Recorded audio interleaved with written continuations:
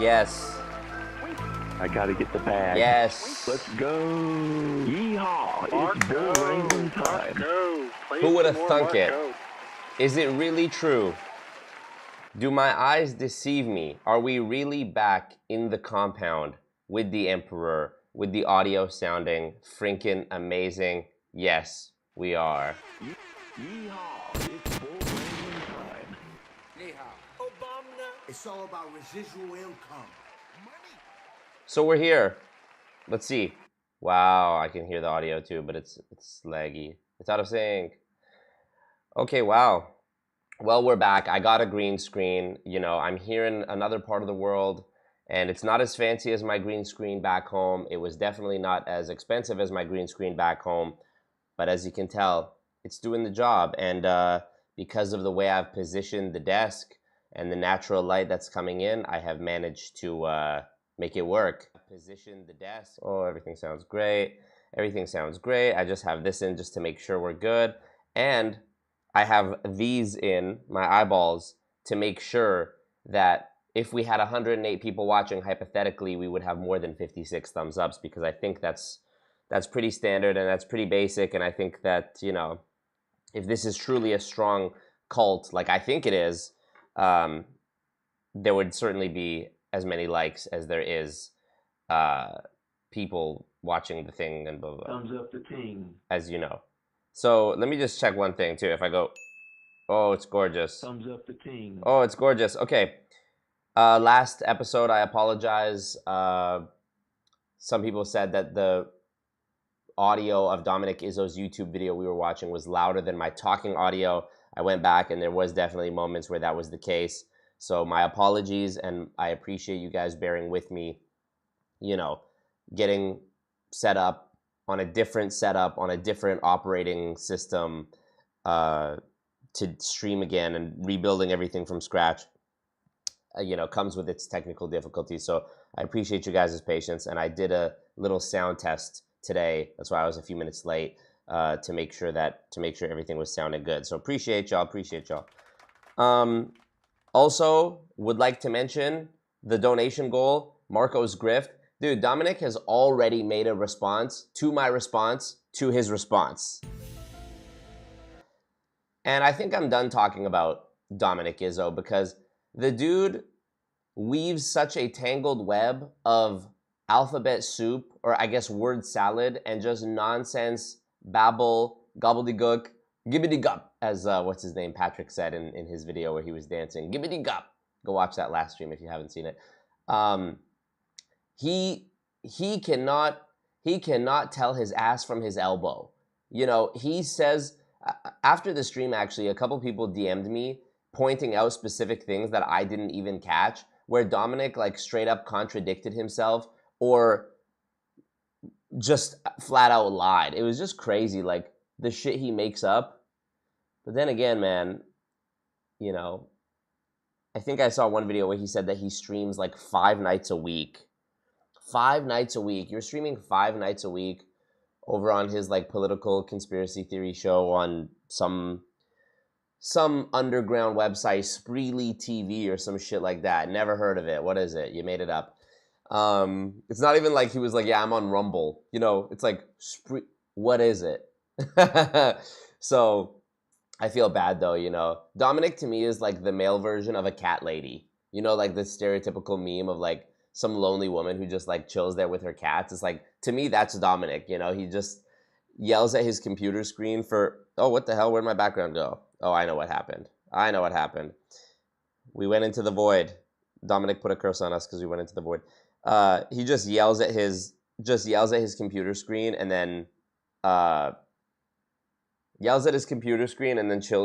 camera gets cut off and everything just goes quiet and he's just alone. That's sad to me. So thumbs up the ting. Appreciate you, Miss Jackson, for the super chat. I'm sorry, Miss Jackson. Ooh, I am for real. Let me make sure this is refresh cache.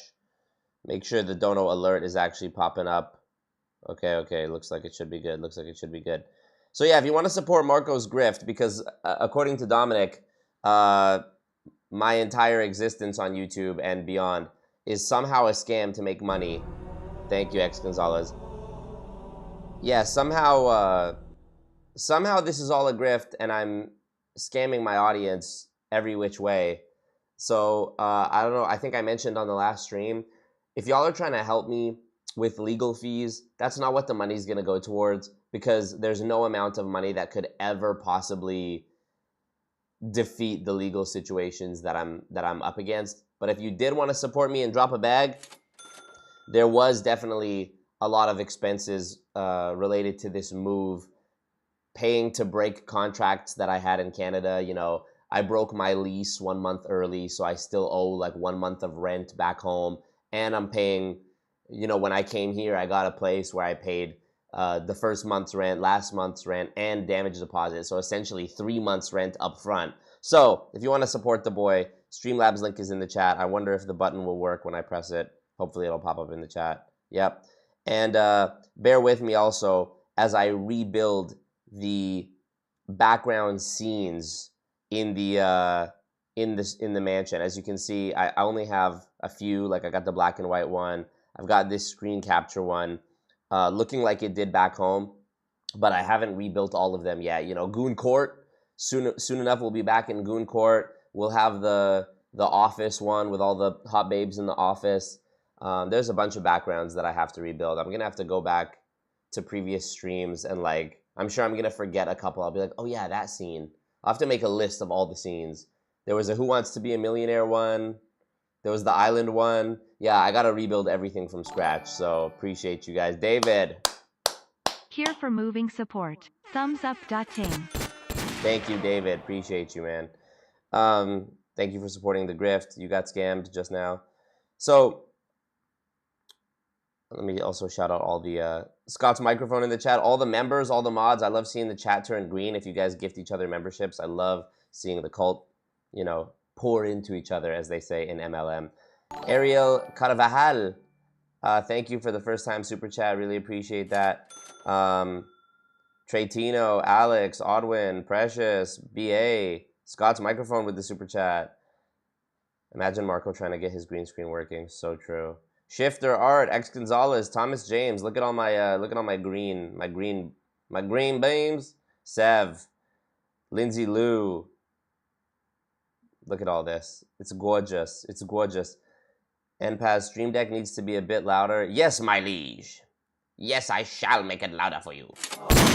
How about that? Is that loud enough? Is it easier to speak about stuff now that you're out of Canada? Come on, baby. We still being sued and shit. I think my residence is still Canada, so... Well, it is, technically, on paper. So I think if I was to get sued today, it would still be in a Canadian court. Yes! Word salad is a side dish for the nothing burger. Ooh, bars. Bars, yep. Soon, Bars. soon our Goon restaurant will be complete, and we'll have so much good stuff on the menu. Hi, I'm a cat lady. Oh, I offended people with the cat lady comment. Sorry, Sangila. Sorry, Giselle. Thumbs up the thing. It's all good. X Gonzalez, proud to have supported you for the last 11 months. Wow. Marco. Thank you, bro. Appreciate that. Where do I get my drops from? I find a sound I like. I hit that YouTube MP3 converter, download it, put it into DaVinci Resolve, trim it, export it as MP3, put it into the folder it's supposed to go into, drag it from that folder onto the Stream Deck, give it a title, and then we have it. Okay. Oh yeah, the Starbucks background, Fast and Furious background. Oh my god, I need to make a list of these. Literally. I'm actually gonna do that. Starbucks, Fast and Furious. What were the other backgrounds I had? Office, Millionaire. I had the one that was like the Skyrim one. Spaceship. I had a spaceship one. I had the island. I had the sad music playing, black and white one. Goon Court. Thank you, Bam. Goon Court. I did not have a Pornhub background. The NPC one, yeah, we got that. What up, Daryl? No Pornhub background. Everybody's saying Pornhub. You want that? Do you like me? I got you. Do you like me?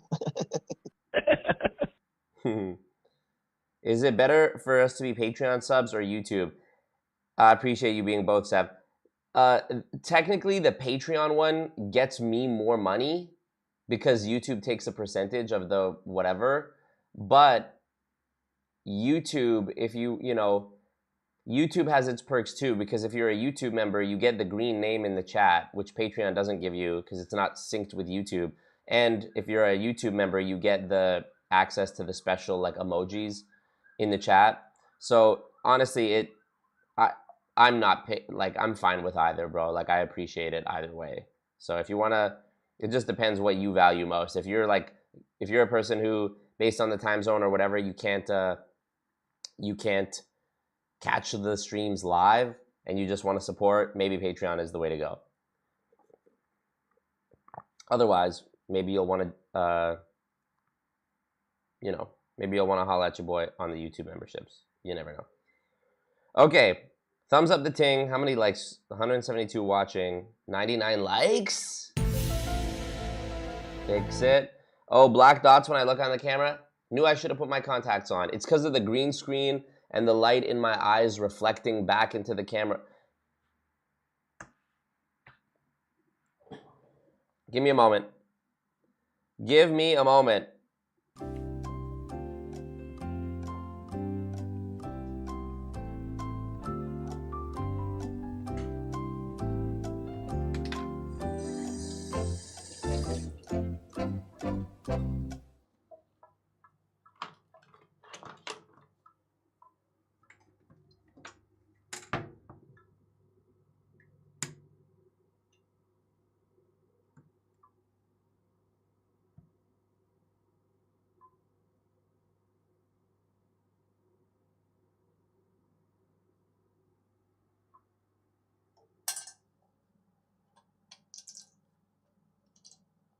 Y'all can still hear me, right?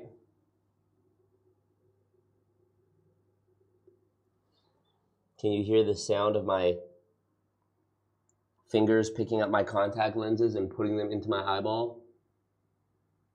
No? You gotta listen more carefully, my friends. You don't want to miss this knowledge. Knowledge. I need that sound effect on the stream deck still. All right, let's come back. Let's come back. Woo! He's back. He's back. He's back. There we go. Okay. He is back. We're so back right now. Pay your goon taxes right now, y'all. Streamlabs link in the chat. Let's just get it out of the way before we get into the stream. How about? Let's just get it out of the way before we really get into it. All right. Today we are going to be talking about this gentleman here, Daniel G. And let me make sure this screen share option works. Oh, it works so good. Yes. All right, so this is Daniel G, 1.9 million followers on Instagram. Let's check out his bio here. Labeled number one sales trainer of 2022. Daniel G, 1.9 million followers. The bio says, labeled world's number one sales trainer of 2022. By who? Founder on world-class sales agency, spoke on 560 plus events globally, Miami Sales Convention, link tickets. So his entire, you're gonna love this guy. I feel like Daniel G is gonna become a recurring character because I've not seen anyone in MLM since probably Jessie Lee Ward who has the type of absolute unhinged intensity when speaking on stage that Daniel G has. I mean, look into these eyes. Look into these eyes. And in case you think I'm like nitpicking or just like I'm choosing a bad frame, he chose this frame as the thumbnail for this IG reel. Look how angry he looks in this one. If you were to use the AI expand feature that they have on like Photoshop, you would think he's holding a sword in his hand here on the left side of the screen. You would think he's going into battle. You know, I'm sure in his mind he is going into battle, but so absolutely an unhinged character that you're going to see this as we go into it. What I wanted to first point out was, to me, something that's a red flag, especially I've been looking into these MLM gurus for a long time. His bio says, labeled world's #1 sales trainer of 2022. By whomst? Who named you the world's #1 sales trainer?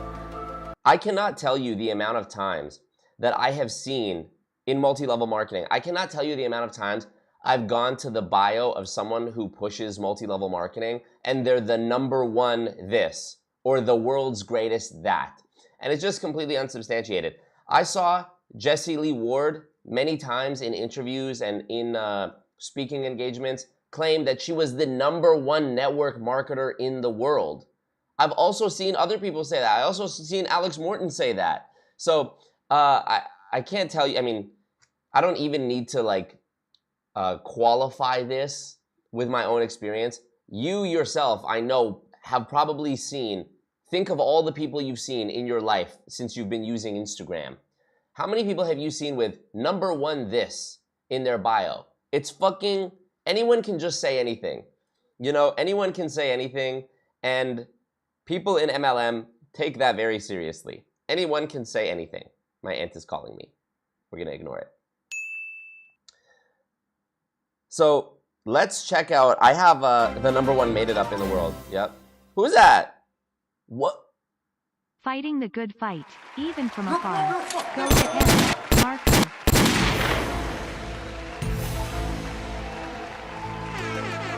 Come on, Marco. Play it some more, Marco. Wow. Ni hao. Wow. I would play my Grand Theft Auto Mission Past audio right now if I had it set up on here. Oh, that's another one I gotta write down. GTA Wasted, GTA Mission Past, or like my Island Celebration one or something, because that's crazy. Thank you so much, Nick Lee. Let me check something out. Let me make sure.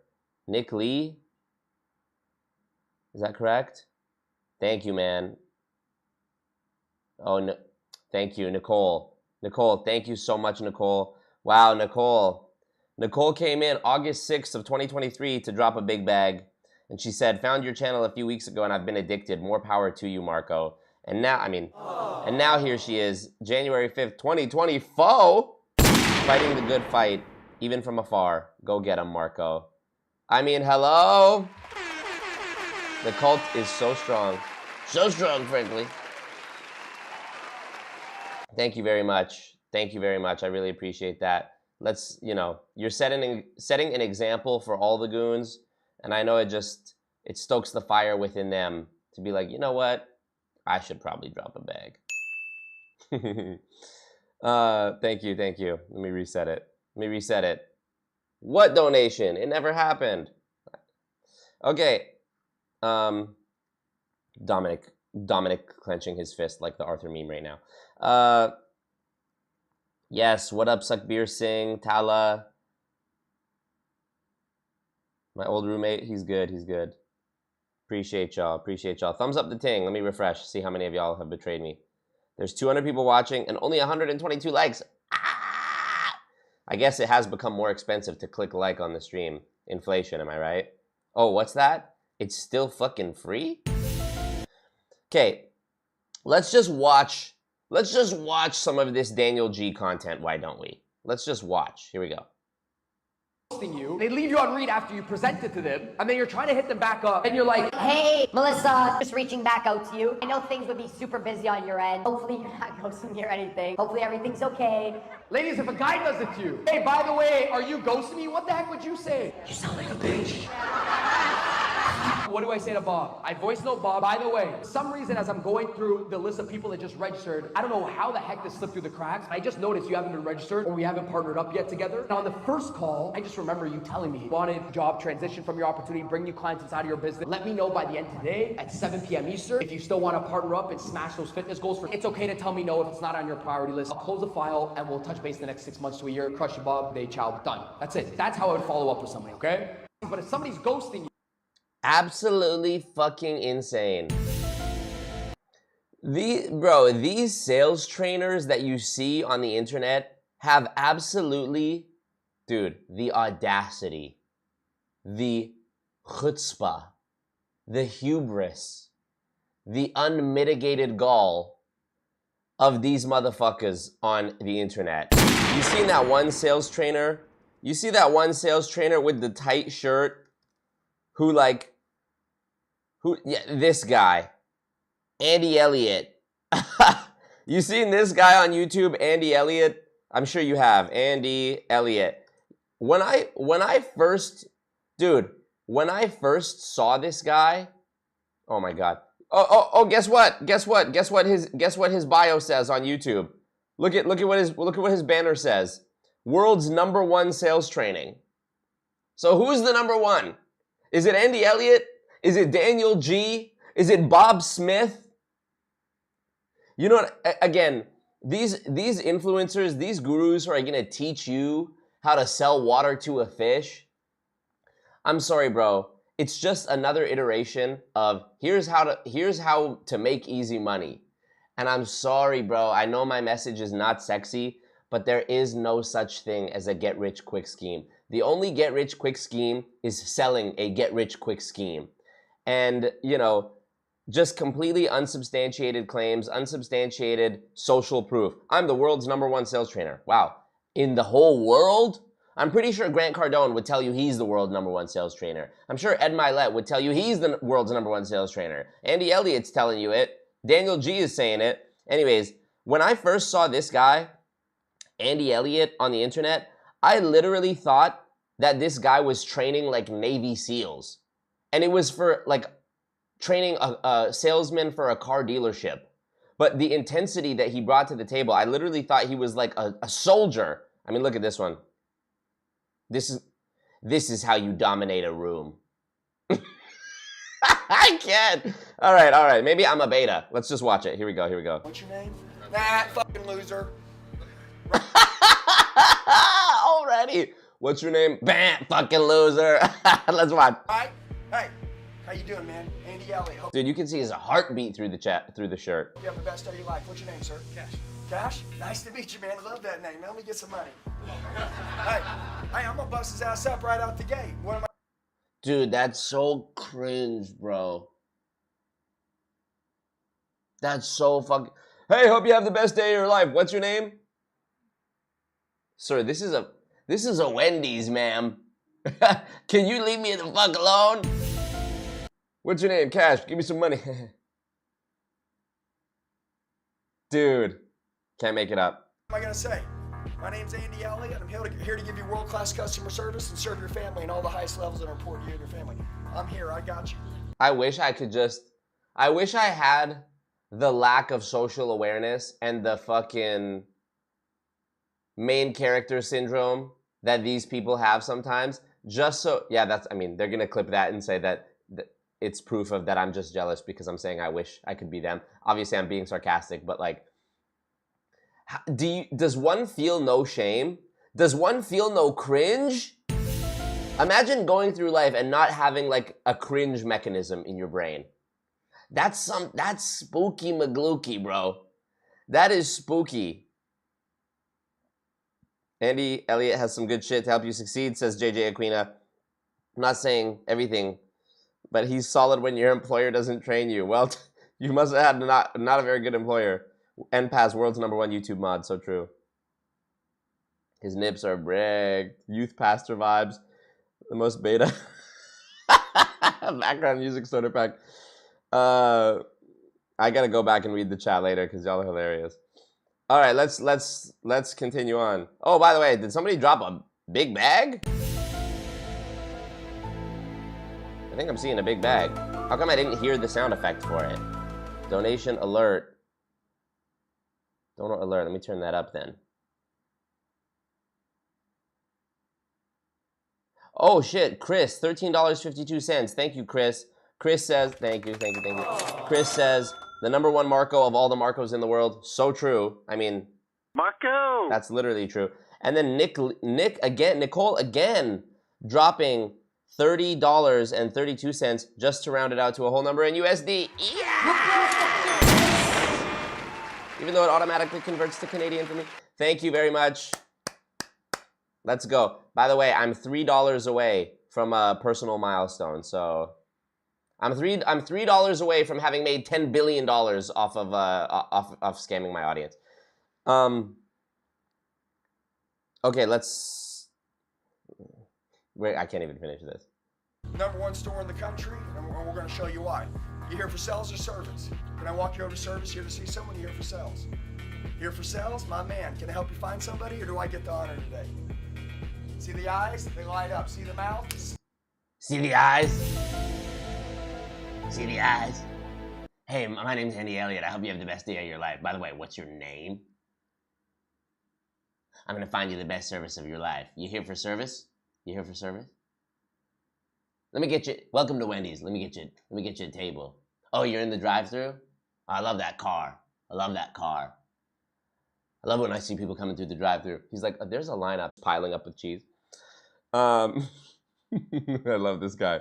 I love this guy. Oh, how my wife saved me. Here we go. Here's his most viewed one where he. I actually kind of do fuck with this one. Okay, here, crazy moment caught on stage. Look at just the thumbnail. Look how tight this guy's clothes are. Garrett, take your shirt off. Come on, Garrett. Take your shirt off, Garrett. Okay, now hold on. Now, Garrett's a killer. Am I right? Garrett, how old are you? 29. Garrett, does this bother you? Yes, sir. Okay, doesn't bother you enough. Because if it did, you wouldn't have it.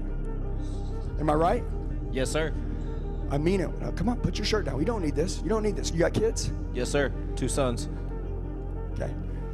This is the last time I want you to take your shirt off in front of a group of people and not be in the shape you want your children to be in. What Andy did for me is he kept me accountable, and he told me that I wasn't being my best self. And there's people in this world that can look at that and they can say, wow, he shouldn't do that to him. This is crazy. He's being mean. He's being mean. Or you could use that as a resource and you could tap into that limitless potential that you have inside of you, and you can become a fucking animal. Garrett, take your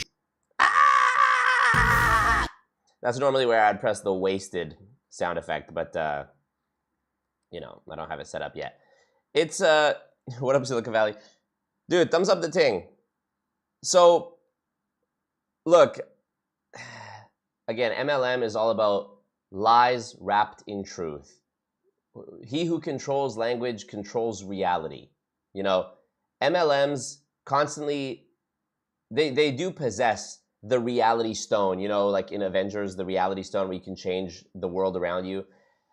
And the reality stone that they use is the bastardization of language. 1984 by George Orwell. What's the saying? War is peace, freedom is slavery, love is hate, whatever. In a book that I'm reading right now called Doublespeak, Doublespeak talks about how in the United States, what used to be called the Department of War was changed to be called the Department of Defense. Now, in many countries, the United States is a good example, the Department of Defense deals specifically with war, with combat, with weaponry. But why is it called the Department of Defense? Do you think that these people are just sitting around all day going, how do we defend ourselves as effectively as possible? Of course not. Doublespeak is the way to twist words to make the unforgivable sound pleasant, to make bad sound good, okay? And you're gonna see some more examples of this with this video. Somebody said audio cutting out. Just as a if you're lying, you're in big trouble. Examples of this, twist words to make the unforgivable. My audio sounds fucking perfect. Maybe your audio is cutting out. You're gonna see more examples of this in this video that I wanna share with you right now. This is, now brace yourself. Daniel G and Alex Morton, stages of $2+ billion in sales. This was uploaded to Daniel G's YouTube account. Now, you may have heard me say it before. I believe that Alex Morton, this is my personal opinion, I believe that Alex Morton is one of the most negatively impactful people on the planet today. I believe that the blood trail of financial losses, emotional anguish, destroyed relationships, etc., that Alex Morton has been directly or indirectly responsible for in his 15 years or so that he's put into multi-level marketing, I think the toll for him is higher than maybe anyone I can think of that's active in MLM today. His efforts in popularizing Vima back in the early 2010s is something that I've talked about in videos before, videos whose names I won't say. And from there, he has gone on to do the same thing again and again and again and again in different companies for the last 10 plus years with zero consequences. He's never been put in jail. There's never been a fine that he's been forced to pay. He's never been publicly lambasted to the point where it actually derailed his ability to continue to scam people. And I constantly, regardless of what it is that I'm talking about in my videos or my streams at any given moment, I constantly receive messages about Alex Morton and emails about Alex Morton, people telling their personal stories of how Alex Morton directly or indirectly affected them. Either they were recruited by Alex Morton or they were in some level of the downline of Alex Morton in whatever MLM company. And it's especially scary when I consider that he's still very young. He's like in his mid-30s, and the amount of time ahead of him where he will undoubtedly continue to destroy countless lives is,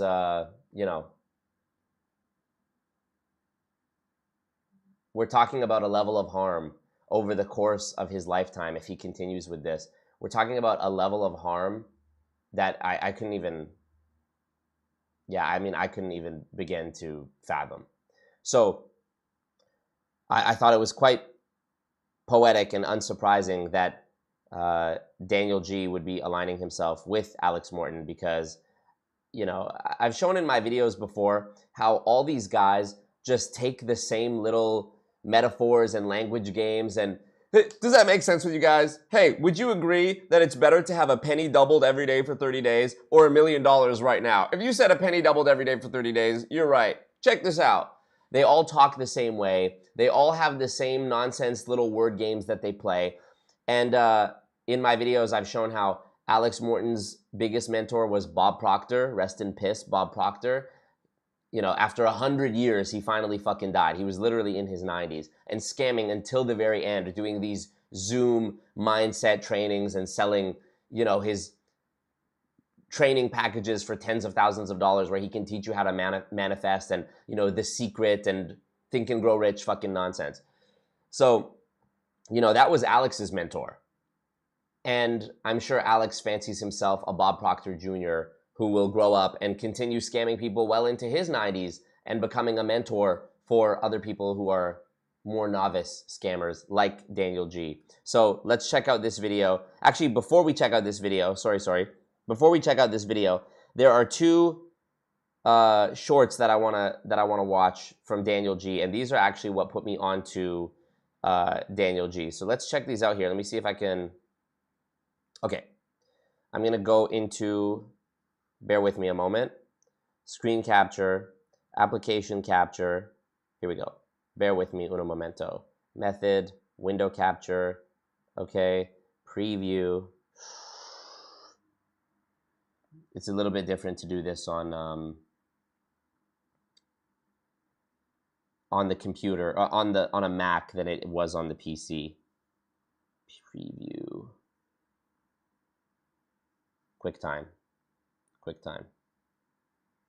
Application, QuickTime. Here we go. Yes, I did it. Perfect. Okay, so here we go. We can see the video here. Let me move it over a bit so it looks more sensible.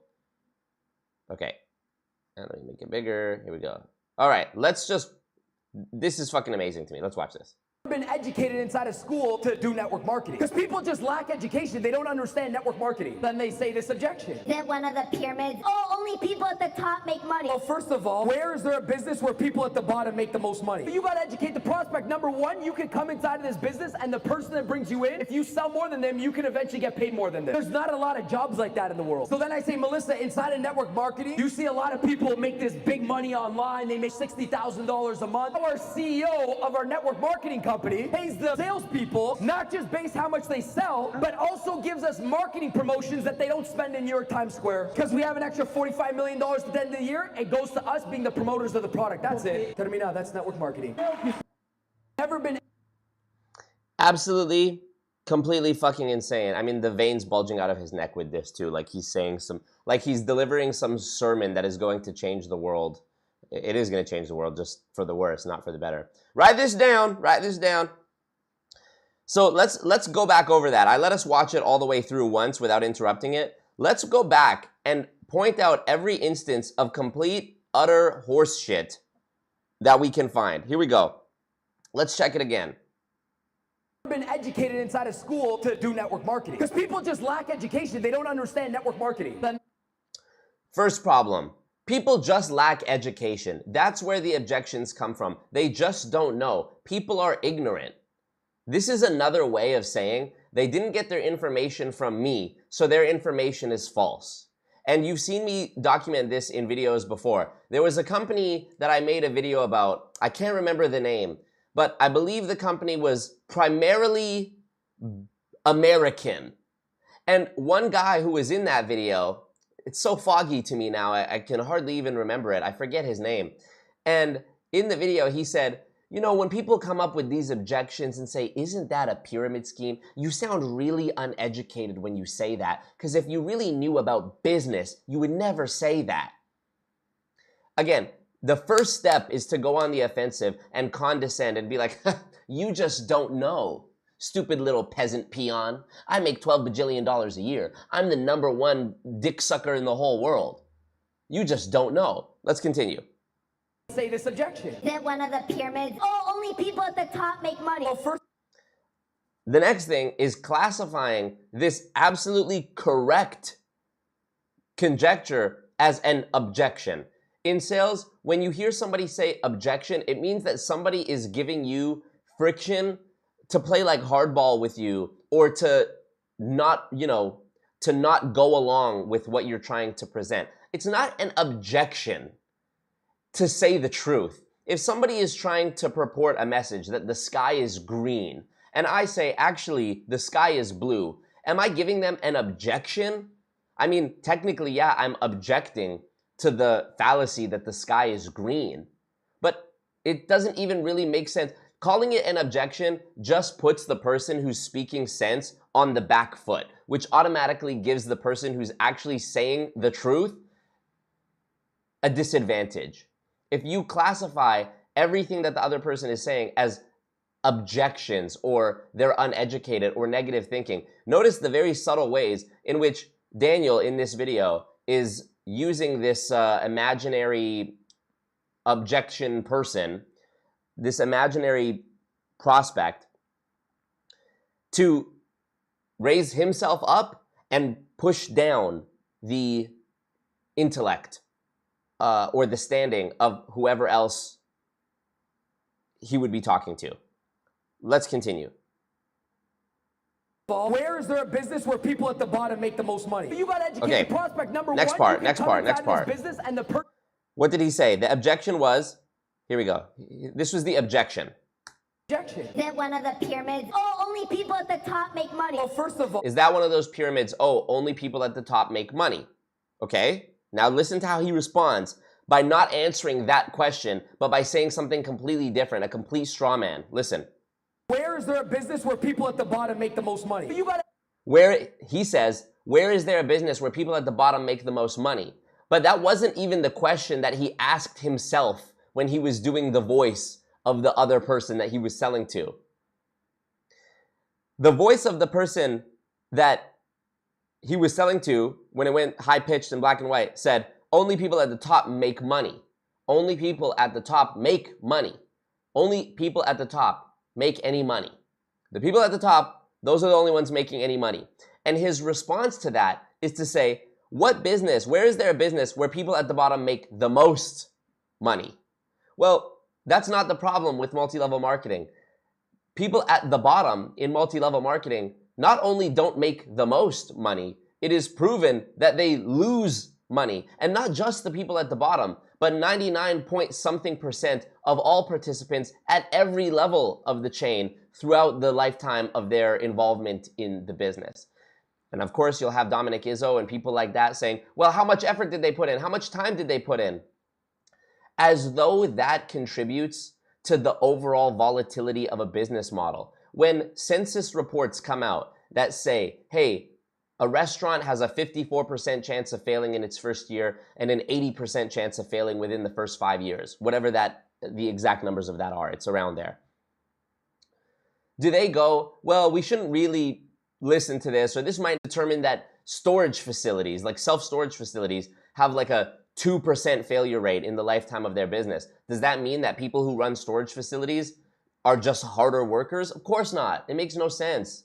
There are many factors that contribute to the volatility or viability of a business. Unfortunately, MLM is not a business at all. It is a scam where 99% of people will lose money. And it's proven time and again. And it's a byproduct of the way the system is set up. Recruit 5 people who recruit 5 people. I mean, I'm saying this till I'm blue in the face. You know, how many times have you heard me say this? But it's very easy for someone like Daniel G to just be asked the direct question. Notice, he's gaslighting himself.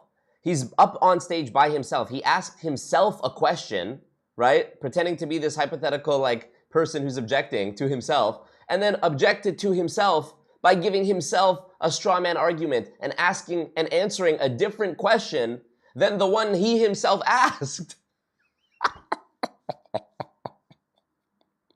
And even in the face of this 99% loss rate, these guys still have the balls to go up on stage and not only say this crap on stage in an arena full of people, but to then walk off stage and take pictures like, yeah, I crushed that. And then to look back over the footage of them saying it again and be like, yeah, that was sick. And then to publish it on Instagram and be like, I'm on.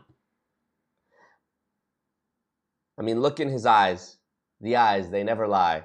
Let's continue. This is a 1 minute, not even a 1 minute long clip. And the layers of absolute fucking deception are so deep. But you gotta educate the prospect. Number one, you can come inside of this business and the person that brings you in, if you sell more than them, you can eventually get paid more than them. There's not a lot of jobs like that in the world. Okay, here's the next piece of nonsense from Daniel G in this video. This couldn't possibly be a scam. This is a variation of this same argument I've heard 1,000 times. This couldn't be a scam because you can come inside this business. I don't know why he said come inside this business. You could join the company. You could join this business or come inside it if you want. You could come inside this business and start making more money than the person above you. I can't, dude, me even like debunking this with logic gives it way too much credit as though it is even something close to logical to begin with. This is just complete gobbledygook, gibbity-gop nonsense.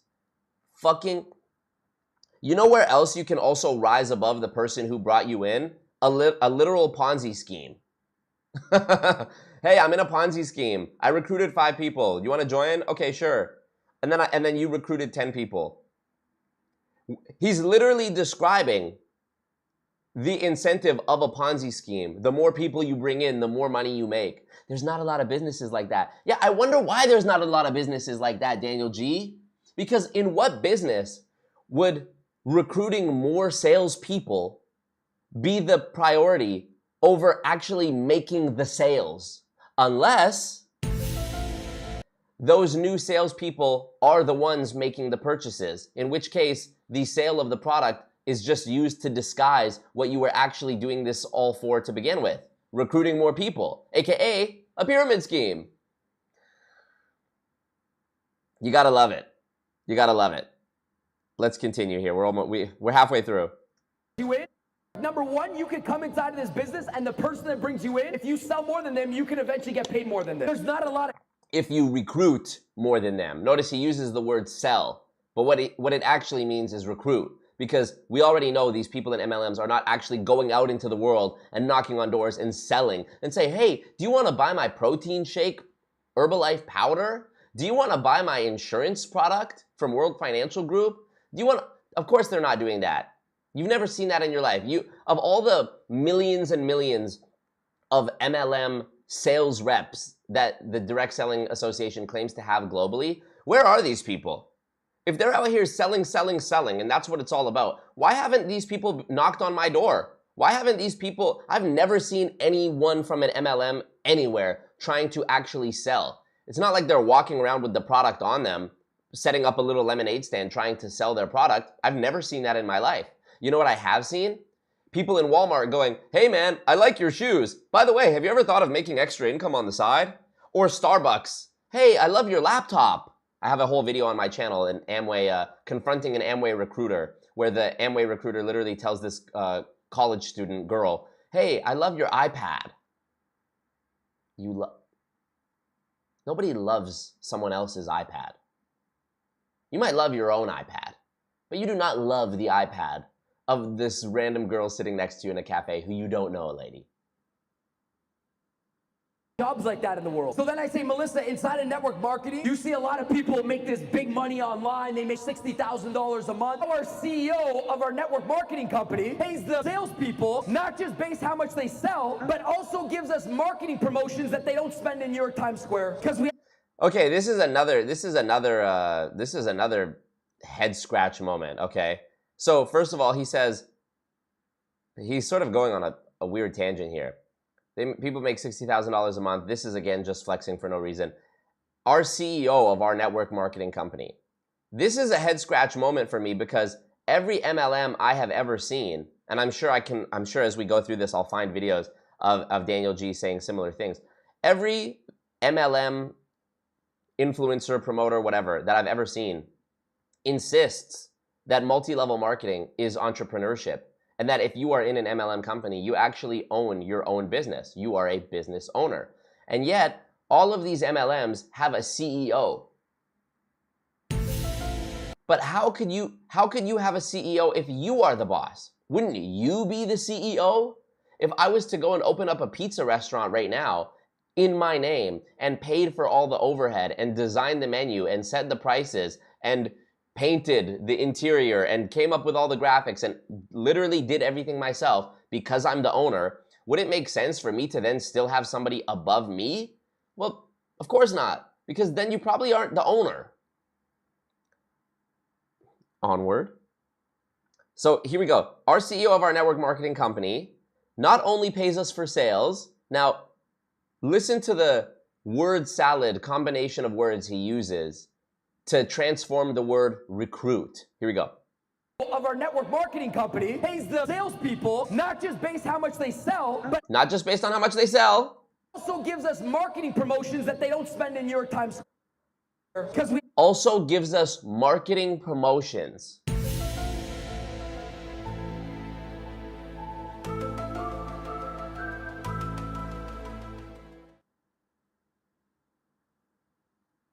Marketing promotions. What the fuck are you talking about, Daniel G? Now, all of us have been pitched MLM in our life. All of us have had some old friend from high school be like, hey man, you're great at talking to people. You know that's a high income skill. By the way, you should come to this party I'm having, that my mentors are having. You know, they just bought a boat. They just bought an island. And, you know, they've really been helping me out in my own personal development journey. And I think you'd really get a lot of wisdom from it and a lot of value from it. And, you know, I really care about you. And, you know, we're old friends. We go way back. And I would love to share this opportunity with you because it's made such a difference in my life. We've all heard some spiel like that before. Never have any of us seen marketing when it pertains to multi-level marketing. When was the last time you saw an ad on Instagram for an MLM product? When was the last time that you saw a friend from high school who you know is in an MLM purchase a $5 ad to boost a post on Instagram? You know, these companies are actually not allowed to do that. On social media, on Instagram and on TikTok, there are specific rules about promoting multi-level marketing. You're not allowed to do it. It's against the terms and conditions of YouTube, of Instagram and TikTok. TikTok, multi-level marketing. I'll prove it to you right now. Does TikTok allow MLMs? TikTok said it banned MLM promotion under its revised frauds and scams policy. And actually, if you go on TikTok and you report a video, you can click report for scam, and then there's a drop-down menu where you can specifically select multi-level marketing as an option. So even the big tech companies are aware that MLM is a scam. So you never see marketing money spent when it comes to multi-level marketing. So what Daniel G is talking about here is very confusing unless you know the deceptive game that he's playing. What he's referring to as these marketing, what did he call it? A marketing promotion? He's talking about the bonuses that you would get paid for recruiting more people. Imagine a world where the word recruiting was so sidestepped that when it came out of his mouth, that in his brain it was the word recruiting, but when the words came out of his mouth, it was marketing promotions. This is the same thing Nathan said in my ACN video. We don't spend our money on advertisements because that means you guys get to be paid more. You guys are the spokespeople for the company. So we take all that money that we would have spent on advertising and we give it back to you. These are people telling you this about a business model where 99% of people will lose money. So let me get this straight. The big wigs at this MLM company, at whatever MLM company, are saving tens of millions or hundreds of millions of dollars a year because they're not spending it on traditional advertisement and marketing, and still 99% of the people that work for them are losing money?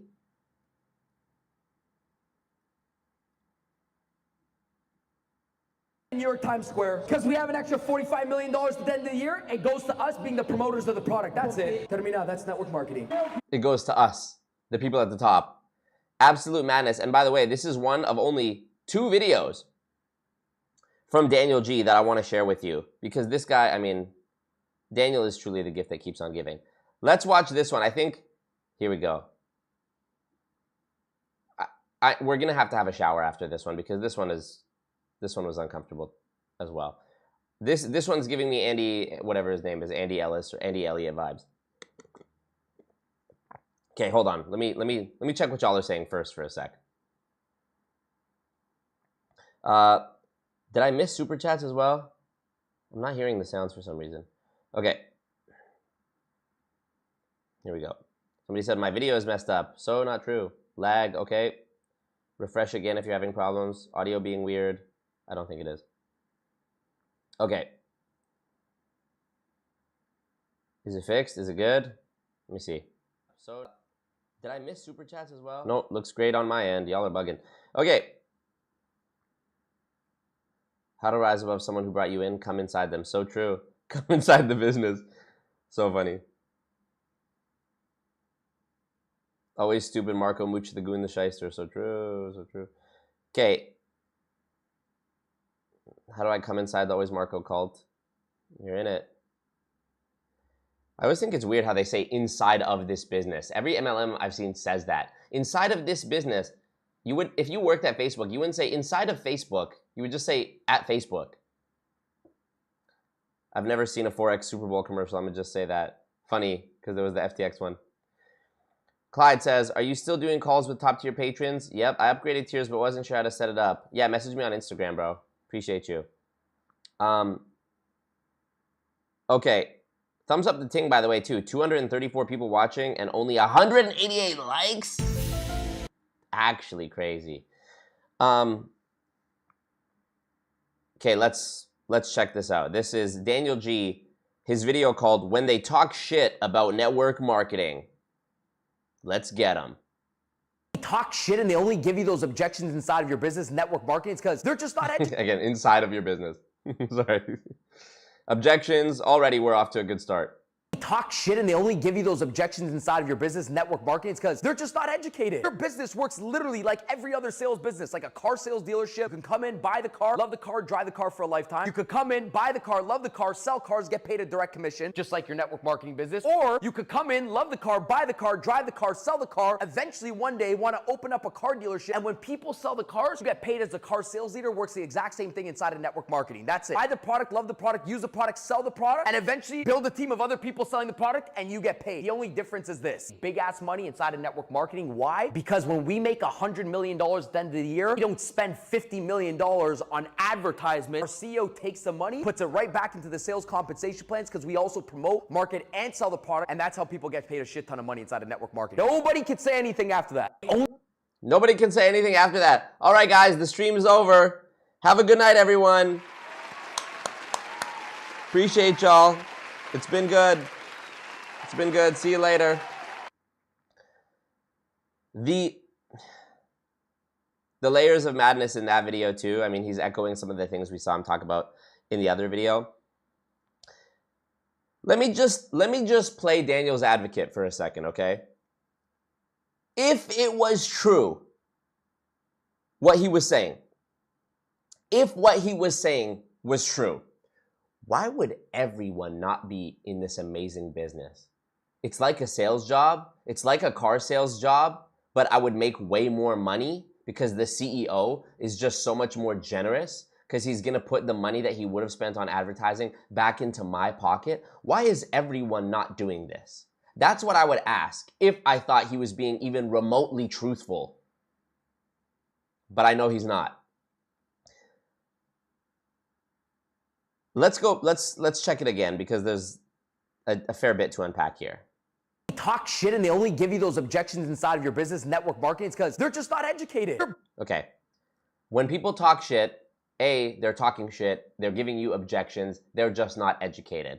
Already the triple whammy of discrediting any outside source of information. This is the BITE model of cult information, authoritarian control. The I, information control. Anything that didn't come from me as the MLM presenter, promoter, whatever, don't listen to it. I make a lot of money. Don't listen to those people. Don't listen to your mom. Your mom's not a millionaire. I'm a millionaire. Look at this Airbnb. I mean, my mansion. Look at this rented car. I mean, my Lambo. Look at this genuine Rolex, aka fake Rolex, and on and on. This works literally like every other sales business, like a No, it doesn't. sales dealership. You can come in, buy the car, love the car, drive the car for a lifetime. So there's the first example. This is just like a car sales business. You could come in, drive the car, buy the car, and enjoy it. That is not being a car salesman. That is buying a car. That is being a customer. So watch. This is the beginning of his, like, he throws a lot of words at you here. Buy the car, come in, look at the car, drive the car. He's saying a bunch of stuff to, like, stun you. Some Tasmanian devil spin you around 100 times shit so that you're so discombobulated by the word salad that's been thrown at you. You don't even have time to think of why what he's saying is complete fucking nonsense. He's trying to explain right here why his network marketing proposition is just like being a car salesman. And the first example he gives to make that comparison is a customer coming in to buy a car. In real, we're taking this step by step and breaking down this 1 minute long clip so that you can actually identify each layer of deception as it happens, as the words are coming out of his mouth. Because he does it in such a rapid fire blitz that you wouldn't even notice it if you just watched it once through. So how is MLM being like a car salesman? First, you can be a customer for buying a car, okay? Actually, that is kind of accurate because if you join an MLM, you will find yourself first being a customer by buying something, some starter kit or some sign-on package or some membership before you make any money. So yeah, that's true. At a car dealership, if you were actually going there to sell cars, buying a car from them would not be part of the process ever. If you wanted to work at Toyota, it is not incumbent upon you to also drive a Toyota or buy a Toyota. To come in, buy the car, love the car, sell cars, get paid a direct commission, just like... Okay, a lot of words there to say basically you could come in, work as a car salesman, sell cars and make commission. Now, comparing this to multi-level marketing, technically, yeah, you can just sell the product, but already the analogy has escaped us, and already the analogy is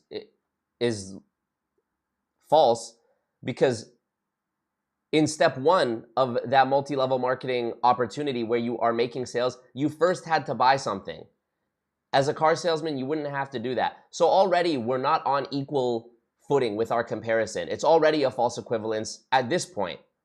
Marketing business, or you could come in, love the car, buy the car, drive the car, sell the car, eventually one day want to open up a car dealership, and when people sell the cars, you get paid as the car sales leader. Works the exact same thing inside of network marketing. False. This is something I've heard countless times. The car dealership example, or the real estate brokerage example, or the insurance brokerage example, or being a doctor and having your own practice and other doctors working under you, all of these are false equivalencies, because in any of those examples, the people, whether you're at the top or the middle or the bottom, nobody ever is making money. I'll use his car dealership example to combat this. At a car dealership, you will never be paid to recruit more car salespeople. If you're a car salesman, recruiting car salespeople who first have to buy a car and then become car salespeople who also get their commission for selling a car calculated based on how many salespeople they have under them, that doesn't happen. In MLM, if you want to sell the product, you can go and sell the product and make, a 10% or 5% commission on some worthless powder that was, mass manufactured in some factory, and they had their label slapped onto the bottle, and it's more expensive and worse quality and less easily attainable than the competitor brands, which are more known, more trusted, more easily accessible. They sell it on Amazon, they sell it at Target, they sell it at Walmart, they sell it at Costco. You don't have to directly buy it from someone. You could do that, or, which is what everyone in MLM, every MLM is pushed to do, is just to sell the product to the next person you recruit in your downline, who then buys the starter kit from you and then turns around and does the same thing. And if you do that 5 times, well, now the next time you make a sale to a new recruit, you're gonna get maybe 12%. Or if you have 5 people under you, maybe you'll get 20% instead of 10%. Magically, the piece of the pie that the company is willing to give you is magically higher because you recruited more people. That's an incentive to recruit people, AKA a pyramid scheme.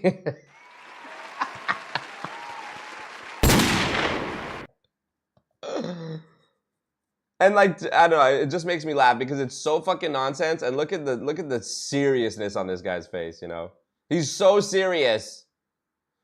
All right. Buy the product, love the product, use the product, sell the product, and eventually build a team of other people selling the product, and you get paid. The only difference is this: big ass money inside of network marketing. The only difference is this: the reason we make big ass money inside of network marketing.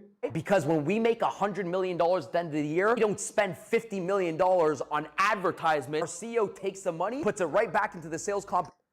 The clip should have ended right there. The CEO takes the money, the clip ends. Yeah, they don't put the money. They don't take 50 million of the 100 million and put it into marketing. The people at the very top 1% and the corporate people took it. Plans, because we also promote, market, and sell the product, and that's how people get paid a shit ton of money inside of network marketing. Nobody can say anything after that. You know what I wish more people who are in MLMs would ask themselves? They get so disillusioned and so stunned by the verbal whirlwind of, linguistic magic tricks that are coming at them, that nobody ever stops and thinks, wait a minute. So if I start and I have 0 people under me and I'm selling the product, I'm gonna get a 5% or a 10% commission or whatever it is. But if I have 100 people under me, I'm gonna get a 50% commission. So what was the actual cost of this product to the company? You're telling me this entire time I've been making these sales when I had 0 people under me, and I was only getting 10% commission, but there was another 40% of commission that the company would have been willing to part with if only I had more people under me. So the company, even though they could have afforded to give me a 50% commission and still be able to afford the manufacturing costs and the product cost for themselves, they just took it. I just made that money for them. Why?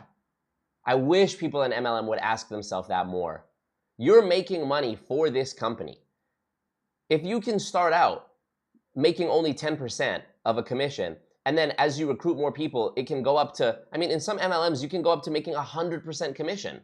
That means that the cost of acquiring or manufacturing the product to the company was zero or near zero. You think the company is going to take a loss so that you can have more money? You think they're going to take a loss on the cost of manufacturing that protein powder or that, you know, those leggings or the snake oil or whatever so that you can put more money in your pocket? Of course not. Of course not. They know what they're doing. They know how to make their money, but nobody seems to sit and think like, hold on, this is kind of a shit deal. I'm going out and making these sales for full price, the full retail sticker price, $50 or whatever, and I'm making a $5 commission. But if I just had some arbitrary number of people under me, whether they were producing or not, and I was selling to them, now all of a sudden I'm gonna get 50%?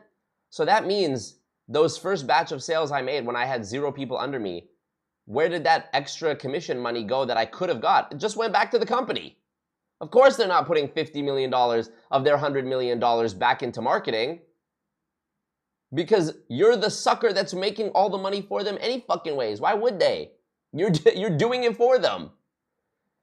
You know, that's so funny when they say, like, you know, Nathan in my ACN video, he's like, the company pays us to be the promoters. We don't put money into marketing. The company pays us to be promoters. Again, doublespeak.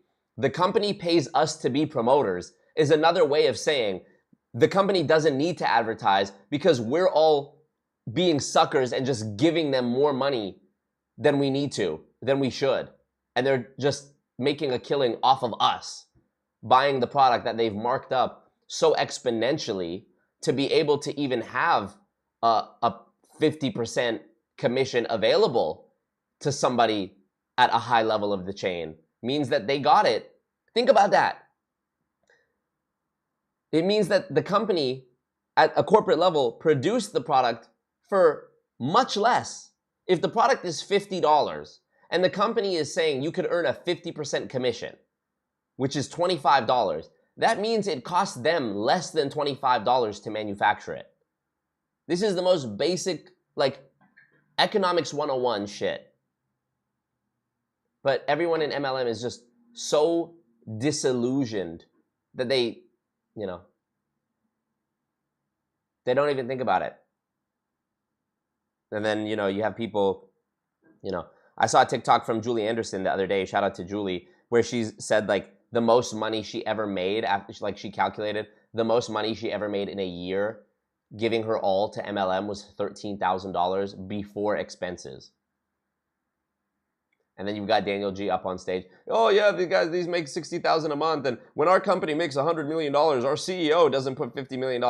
It's like, yeah, your CEO is a genius. Your CEO has cracked the code. Your CEO has this otherworldly secret knowledge that you can't access unless you pay, you know, $997 and complete fucking nonsense at every level.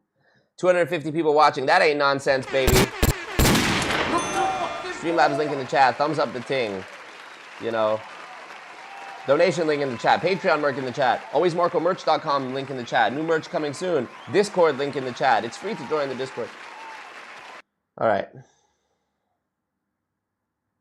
Sila Jane says, also, they don't pay to promote. They only pay when you make sales and the percent of sales off of who you recruit. Exactly. Palm through the face. Yep. Thank you, David. What up, Frodo? Wagwan. What if I tell you that you're brainwashed? Serendipity. Yeah. Oh, serendipity. Hold on. Serendipity. The people in the comments are so brainwashed. Oh, serendipity. Are we defending MLM? We love to see it. Let's see channel activity from serendipity. Serendipity said, I mean, the MLM people are brainwashed, and it's exhausting trying to explain why it doesn't work. Free advertisement. It's their own business, but they can be terminated. Yep. So true, so true. You ever feel insane explaining these concepts over and over again? Exhausting. I do sometimes feel delirious doing it. Buy the food, make the food, poop, drop the log, wipe the ass, flush the toilet. What up, Mars? Getting that aqua therapy. Confidently saying bullshit is an art form. Yeah, unfortunately, you know, everyone falls onto desperate times and difficult times at some point in their life. And I think the general nature of humans is they want to believe other humans. And that it's also a lot easier to do that when the person in front of you spoon feeding you the bullshit is dressed nicely and speaking with such confidence that you have no choice but to believe them. Because why would they be saying something so confidently if it wasn't true? This is the entire concept of the big lie. You know, I've talked about the big lie before in my interview with Robert Fitzpatrick. If you really want to understand MLM and the ways that it is a cult, please watch that video with Robert. A big lie is a gross distortion or misrepresentation of the truth, primarily used as a political propaganda technique. Now, this was, when you go to the wiki page of the big lie, this is what you see. I'm going to show you right now. And this is how deep it goes and how sinister it is, and I'm showing you this so you know I'm not making this shit up. Here we go. The big lie. On this page, you see a picture of Hitler. A big lie is a gross distortion or misrepresentation of the truth, primarily used as a political propaganda technique. The German expression was first used by Adolf Hitler in his book Mein Kampf to describe, I mean, this book is 99 years old, to describe how people could be induced to believe so colossal a lie because they would not believe that someone could have the impudence to distort the truth so infamously. Hitler claimed that the technique had been used by Jews to blame Germany's loss in World War I on German General Erich Ludendorff, who was a prominent national blah, blah, blah, blah. What really matters here is this section. Fuck. To describe how people could be induced to believe a colossal lie.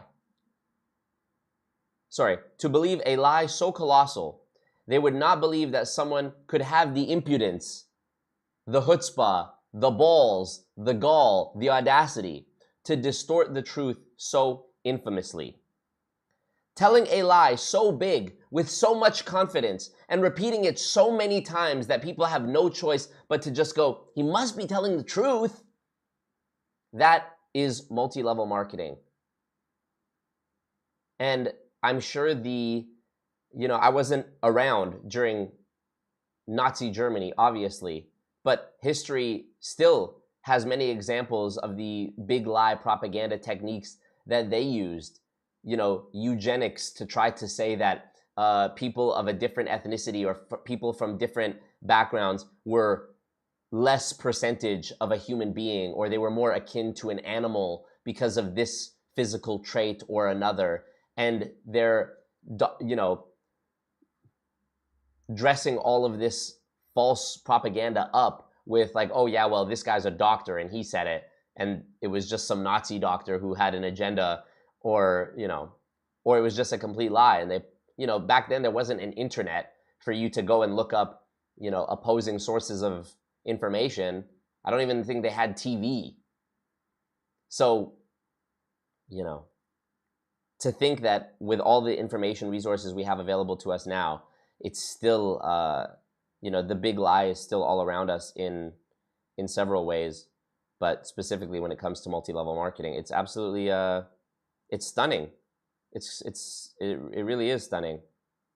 And the ability that we have as truth tellers to come out and say what we know is true and combat the forces of evil. We've never had it so easy. We've never had a point in history where one guy making a YouTube video in his apartment that he filmed completely by himself with a hidden spy pen camera that he got from Amazon for, I don't know, however much I paid for that, $40 or whatever, back in 2019, could make a video that got nearly 1 million views and was the #1 search result on Google and YouTube when you search the name of this company that was responsible for billions of dollars in consumer losses, a massive, colossal scam, multiple of them, by the way, that has destroyed so many lives, that spends so much money in spreading their lies.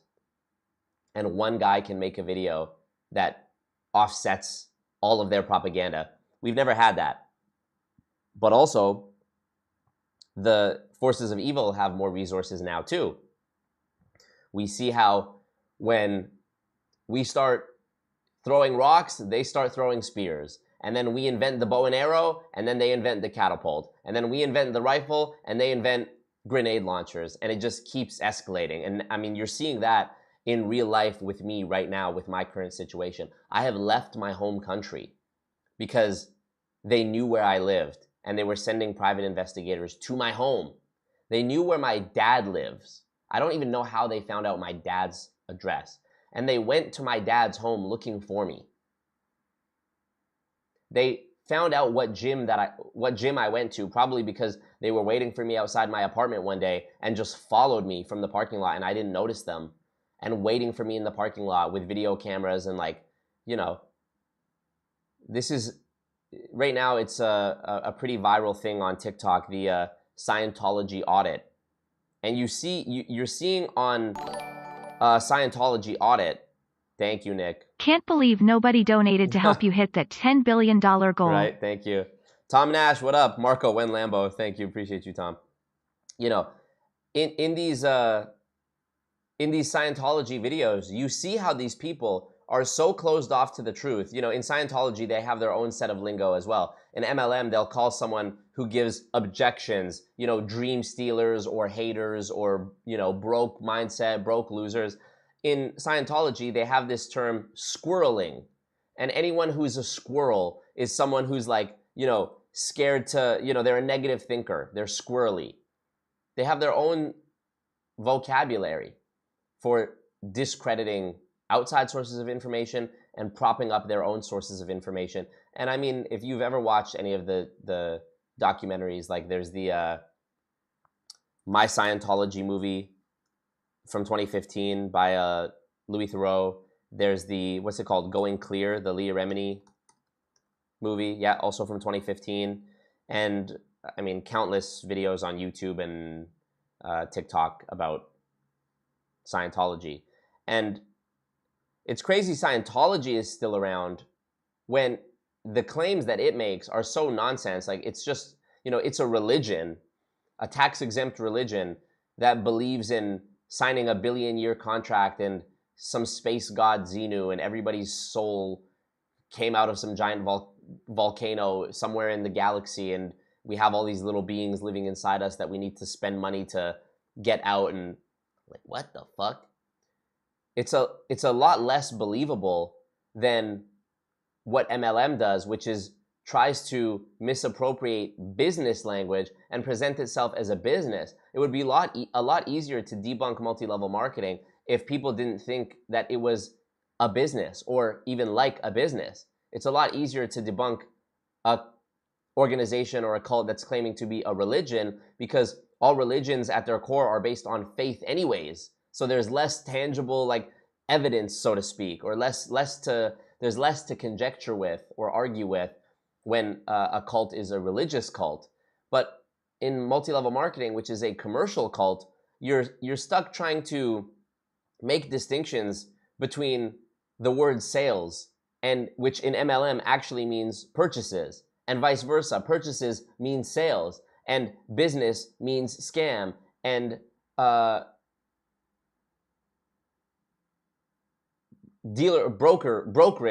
brokerage means endless chain pyramid recruiting model, 5 who recruit 5 who recruit 5. And building your business means recruiting more people. And prospecting means lying and deceiving people and telling them that you're making tens of thousands of dollars a month already, or that your mentor is earning whatever, and on and on and on and on. And, you know, senior vice regional executive whatever makes it sound like it's a real thing, and it's not. So it's a lot harder to contend with. And that being said, even then, Scientology is still like a powerful organization, but nowhere near MLM. That's what I want people to understand, is that Scientology is nowhere near, you know, MLM is so big it doesn't even need to hide. It's all around us, you know. You've probably walked past or driven past smoothie shops that were called, you know, Bob's Nutrition or X Fitness Smoothie Shop, and you didn't know that it was actually a Herbalife base shop or a Herbalife, what do they call them? Herbalife office or Herbalife, I forget what they call them. Thank you, Jay Velez. Jay Velez says, yesterday someone started a convo with me at the gym, and after 5 minutes of asking me stuff, he mentioned his entrepreneur friend, and my face was like, sad. Yeah. You know? MLM says, NPAS says, you can argue facts with MLM. Religion is based on faith in the unknown. No arguing with that. That's a good point too. Both have their advantages, you know. Remember how Sam Bankman-Fried from FTX defended his scam till the very end? This is no different, and the lies will become more sophisticated. Yeah, so true. So true. I firmly believe that one day, if I'm not assassinated first, there's going to be some like legal development where some MLM company that I am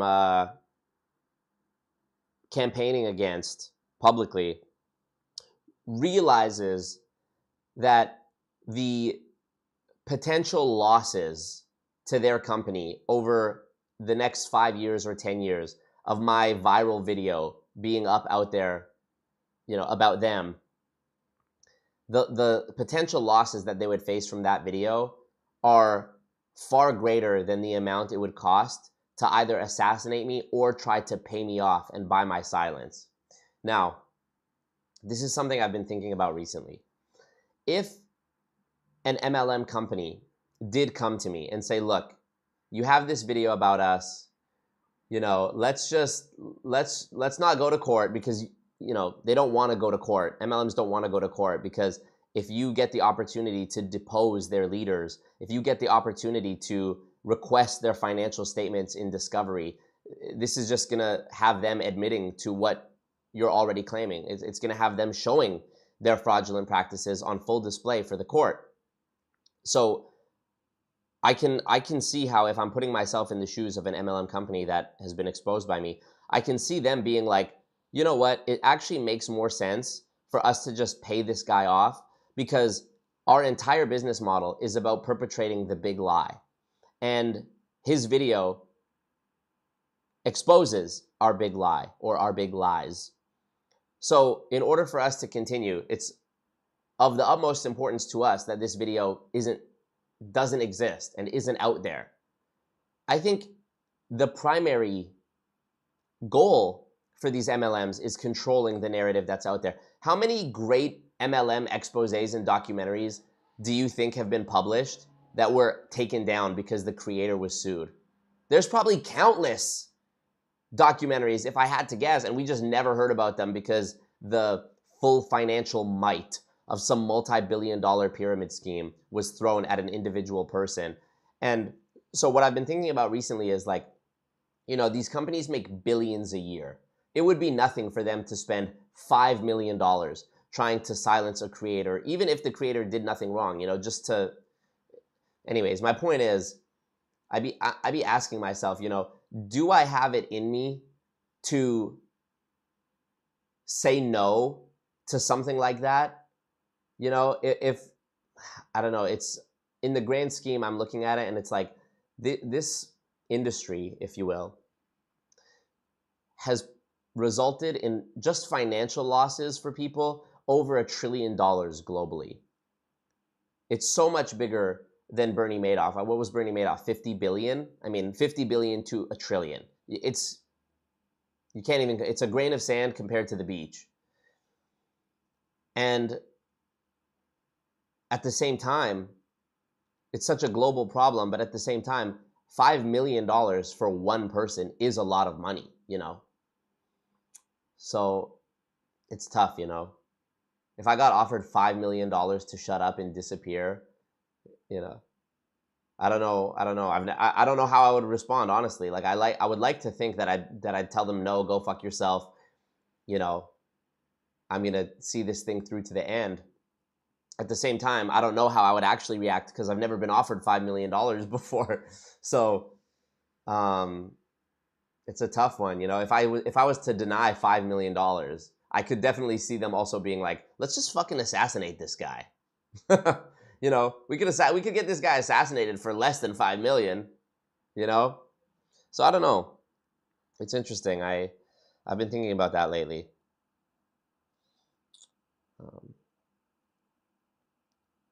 Mars says, I caught my godbrother falling for the 36 books scam on IG the other day. I explained via DM how it was a pyramid scheme. He started typing a response, stopped, and then I think deleted the story. Damn.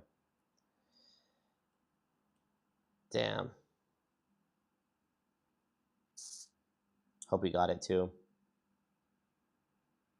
Gonna take some big ass money inside your business to shut me up. Yeah, I don't know. I mean, I know most people would be like, just take the money, bro. It's like the dinner with Jay-Z or 500 grand thing, you know?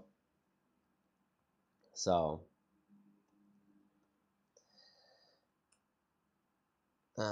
it's tough.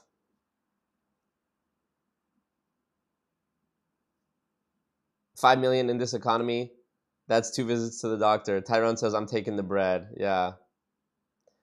Baddies Talk on Deck says, you've done enough, take the money and run. MLM will never fail. Interesting.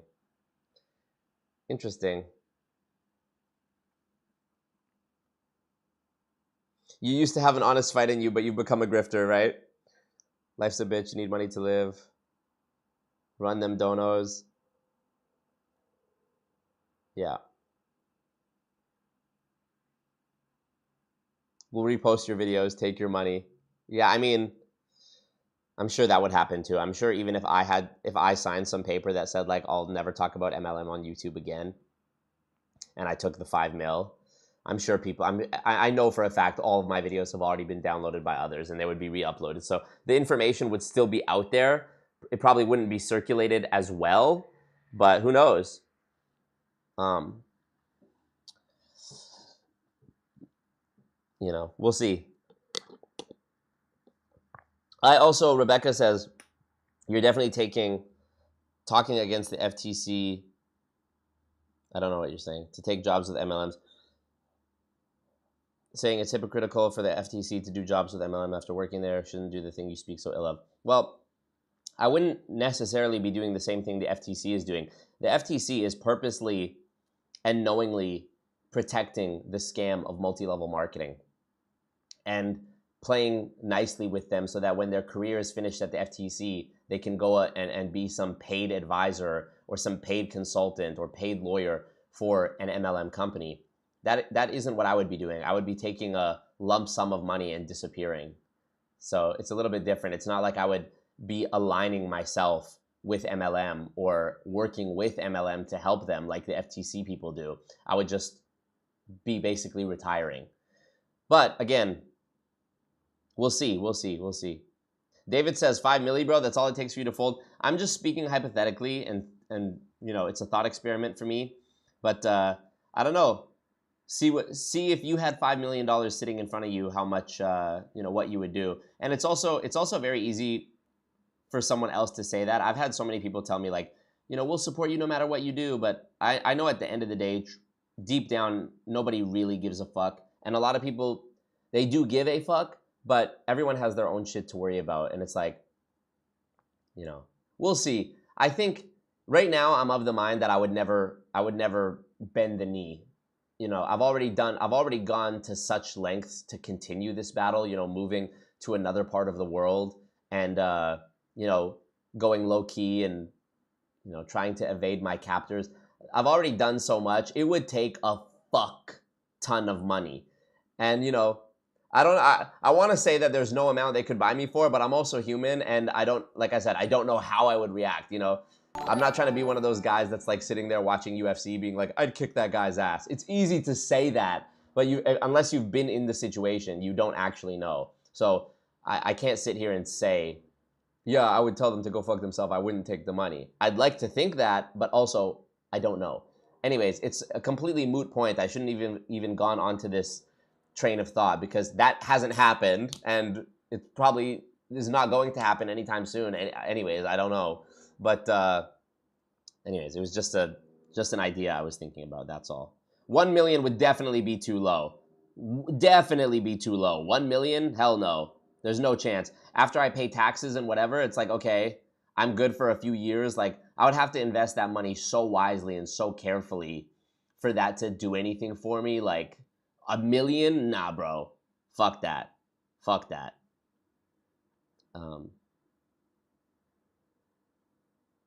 Thumbs up the ting.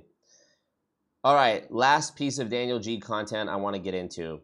Daniel G and Alex Morton. Stages of 2 billion in sales. Let's check this out. This is, you know, it's fucking insane, but what do you expect? It's Alex Morton and Daniel G. The two most unhinged people in MLM that I've seen probably ever.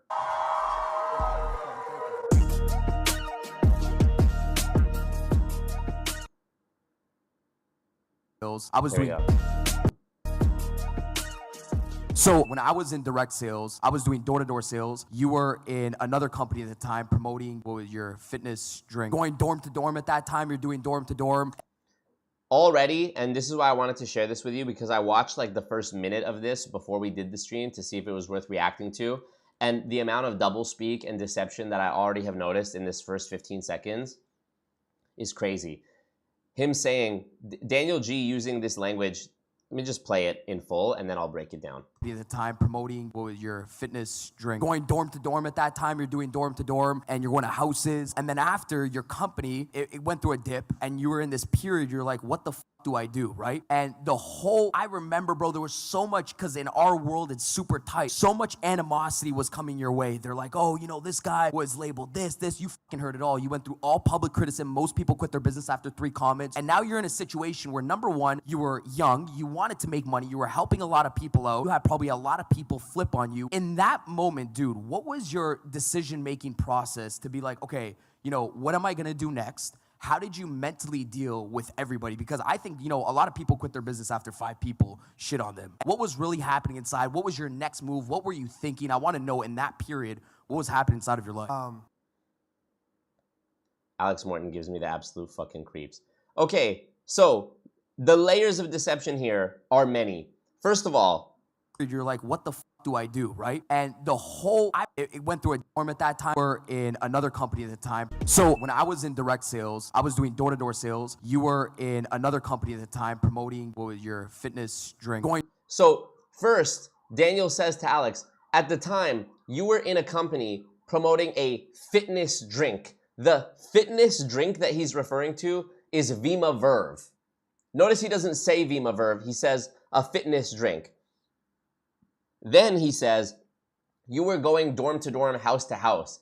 That makes it sound like, when you consider that Daniel G said he was doing direct sales, it makes it sound like Alex Morton was knocking on dorm room doors trying to sell a fitness drink. That's not what was happening at all. Alex Morton was going into dorms and presenting the opportunity to sell Vima, which of course was a pyramid scheme. Then Daniel says, going dorm to dorm at that time, you're doing dorm to dorm and you're going to houses. And then after your company, it went through a dip.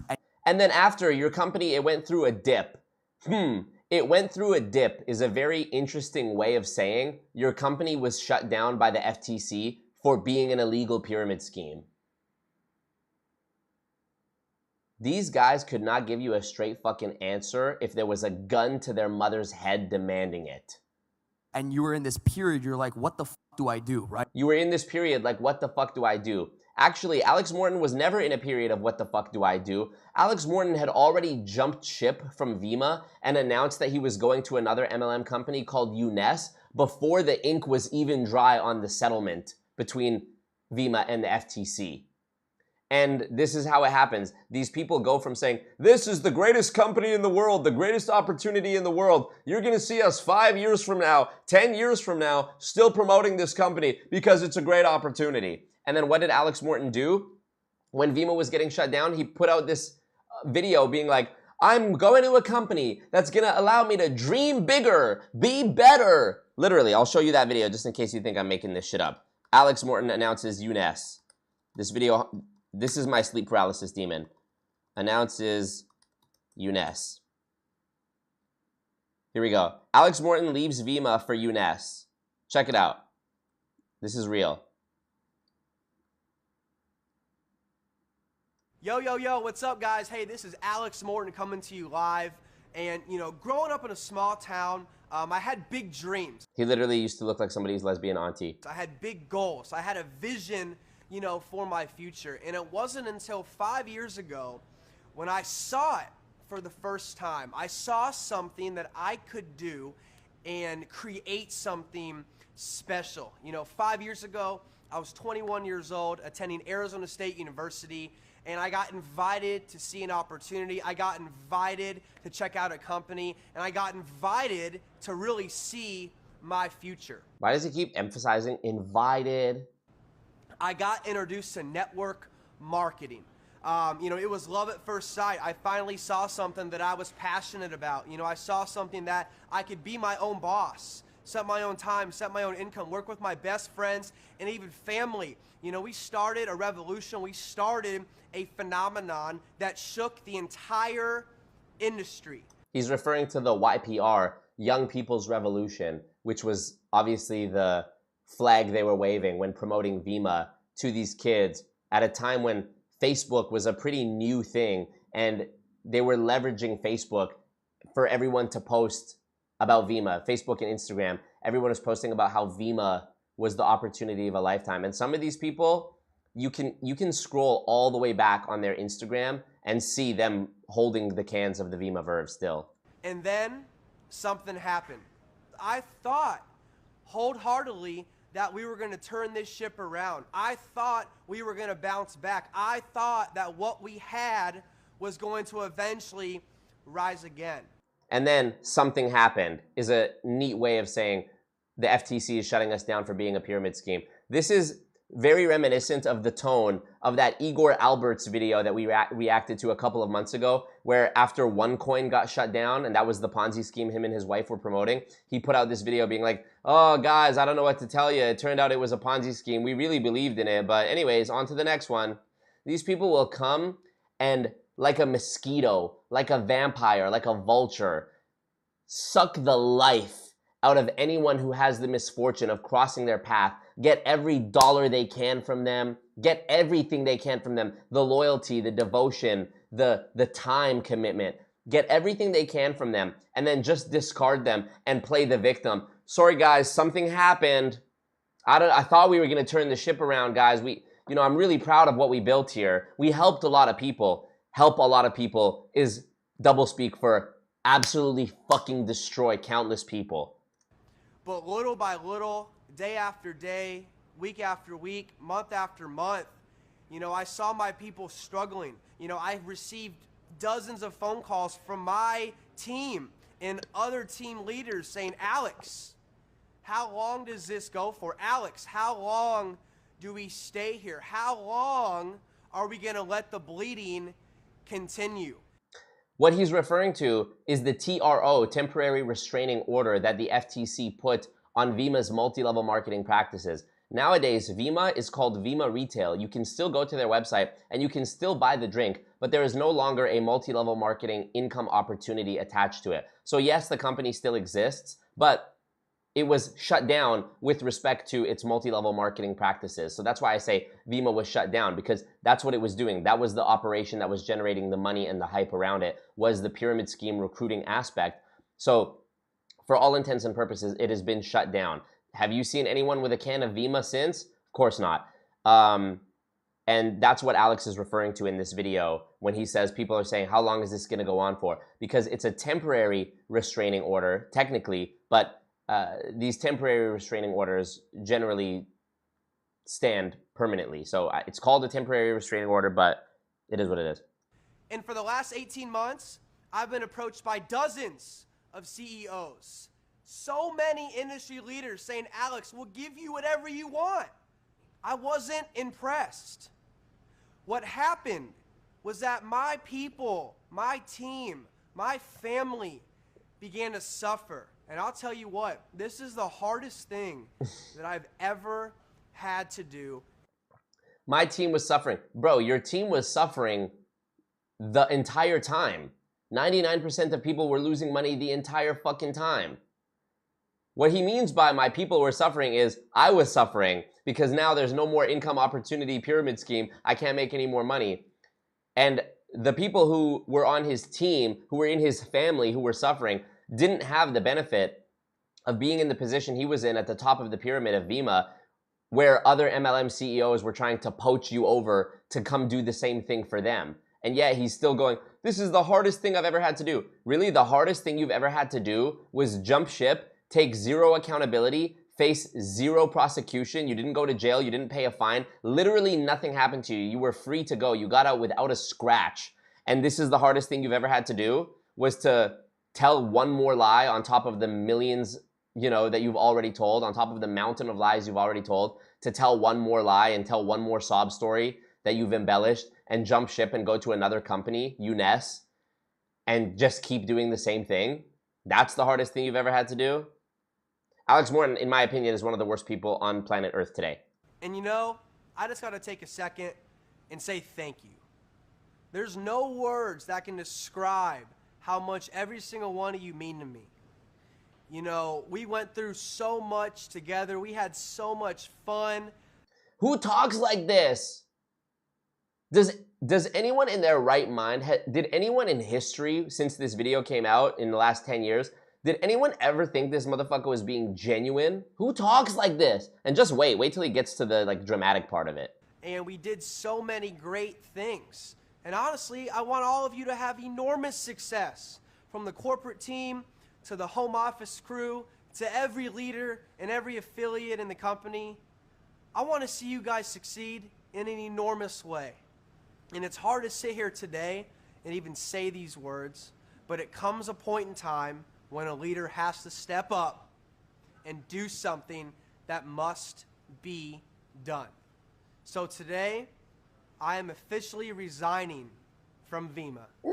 I'm joining a company that's going to allow me to dream bigger, achieve much more, and help every single one of you get to that next level. This company's ready, and so am I.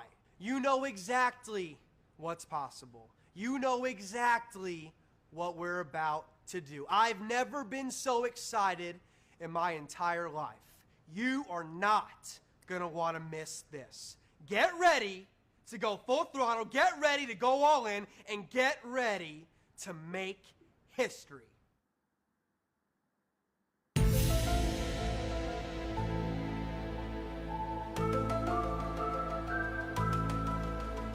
This is your king? Going from a fucking Vima, you know, bullshit energy drink company to UNES, a skincare company. What the fuck does this guy know about skincare? He looks like a porcelain figure. He looked like he had makeup on in that video. Somebody in the chat said gentrified Woody. So funny.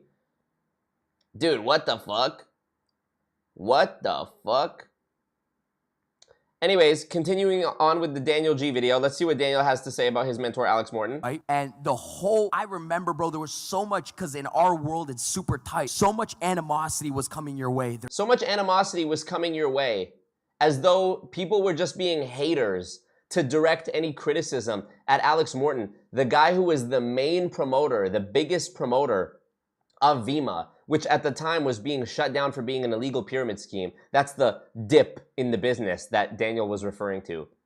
Your business took a dip, aka was shut down for being an illegal pyramid scheme, and you had so much animosity coming towards you, aka you being held accountable for scamming millions of fucking people. Do you see how fucking crazy it is, the way these people talk, the way that they say the sky is green, that black is white, that up is down? Yeah, your company took a dip. How do you even say that with a straight face? And then, not just with a straight face, with this fucking turtleneck on and your legs crossed, being like, yeah, still up your own ass thinking you're somebody. You guys, these people are nobody. Nobody. Go walk down the street and say, do you know who Alex Morton is? Nobody knows. But you ask these people, they'll tell you, oh yeah, I'm the #1 this and that in the world, and I've been featured in this and that, and I've made X billions of dollars in sales. It's like, wouldn't I have heard of you? Wouldn't somebody have heard of you? Daniel G. Who is it? They're like, oh, you know, this guy was labeled this. You fucking heard it all. You went through all public criticism. Most people quit their business after 3 comments. And now you're in a situation where, number one, you were young. You wanted to make money. You were helping a lot of people out. You had helping a lot of people. Again, this is another way of saying screwing a lot of people. Up is down. Black is white. Right is left. Love is hate. Freedom is slavery. Love is war. War is peace. On and on and on and on. This is literally Orwellian. You know, it's popular to call things Orwellian without actually knowing what it means, but this is truly 1984 Orwellian language. You were helping a lot of people. I've talked about this in my MLM videos before. You know, when these insurance MLMs say, we help families. Okay, so what do? Well, every time we sit down and we help a family, this is their way of saying we made someone buy an insurance policy and then they got recruited and into this endless chain pyramid scheme. But why do they use the term helping families? Because what they're actually doing is so fucking completely opposite that you have to embellish it in this way. Probably a lot of people flip on you. In that moment, dude, what was your decision-making process to be like, okay, you know, what am I gonna do next? How did you mentally deal with everybody? Because I think, you know, a lot of people quit their business after 5 people shit on them. What was really happening inside? What was your next move? What were you thinking? I wanna know in that period, what was happening inside of your life? Spoiler alert, Alex Morton's next move was to go to UNS, which the following year also got in trouble with the FTC, and then he went on to another company that he's been with for a long time, whose name I shan't mention. A lot was happening. You know, it was tough because I made a decision to leave the company, and then it got raided by the FTC like 12 days later. So people were like, oh. Vima is the company he's referring to. It got raided by the FTC, and 12 days after he resigned. So he had already jumped ship and got away completely unscathed. Oh, he knew about it and all this stuff. And I'm like, yeah, dude, the SWAT team called me and let me know. You know what I mean? I'm very transparent. I mean, it was a very dark time. Like, I don't think I've ever been like, quote unquote, like actually depressed. But if I was, it was in that 6-month time frame. You were depressed? Sorry, in the video we just watched, you said all these other MLM CEOs came to me and said, we'll pay you whatever you want. You were depressed with people telling you we'll pay you whatever you want? It was, like you said, the Rolling Stone national publication, you know, reamed me in the National Rolling Stone magazine. What he's referring to with this Rolling Stone article, Rolling Stone Alex Morton, is this article, which says, selling the bro dream. Selling the bro dream. Are frat boys peddling Vima suckers? Vima, the wildly popular energy drink company, may or may not be a pyramid scheme, but it'll definitely be on your college campus soon. October 30th, 2014. This is 10 years ago, you guys. Alex Morton can still remember the day when he decided academics weren't for him. Anyways, in this article, they refer to him as, sometimes referred to online as King Douche. Morton is a few months shy of his 25th birthday, has expertly manicured eyebrows, just like Daniel G., and is handsome in the same way that people on TV are handsome, smaller than you expect in real life, and with a head just slightly larger than normal. Despite the fact that he walked out of biology class that day, Morton has claimed to be a millionaire, and the spoils of his recent success are evident wherever you look. The watch on his wrist is a diamond-studded Rolex, his belt and shoes are Louis Vuitton. To discover what's afforded him these indulgences, one only needs to look at the body panel on the luxury car he's riding in, which is outfitted with a decal that says Vima. By the way, the delusion goes so deep that even after this, in 2021, when I was covering Alex Morton for the first time on Instagram and YouTube, he had in his bio on Instagram a list of publications he'd been featured in. And it said like, featured in Rolling Stone, LA Weekly, etc., etc.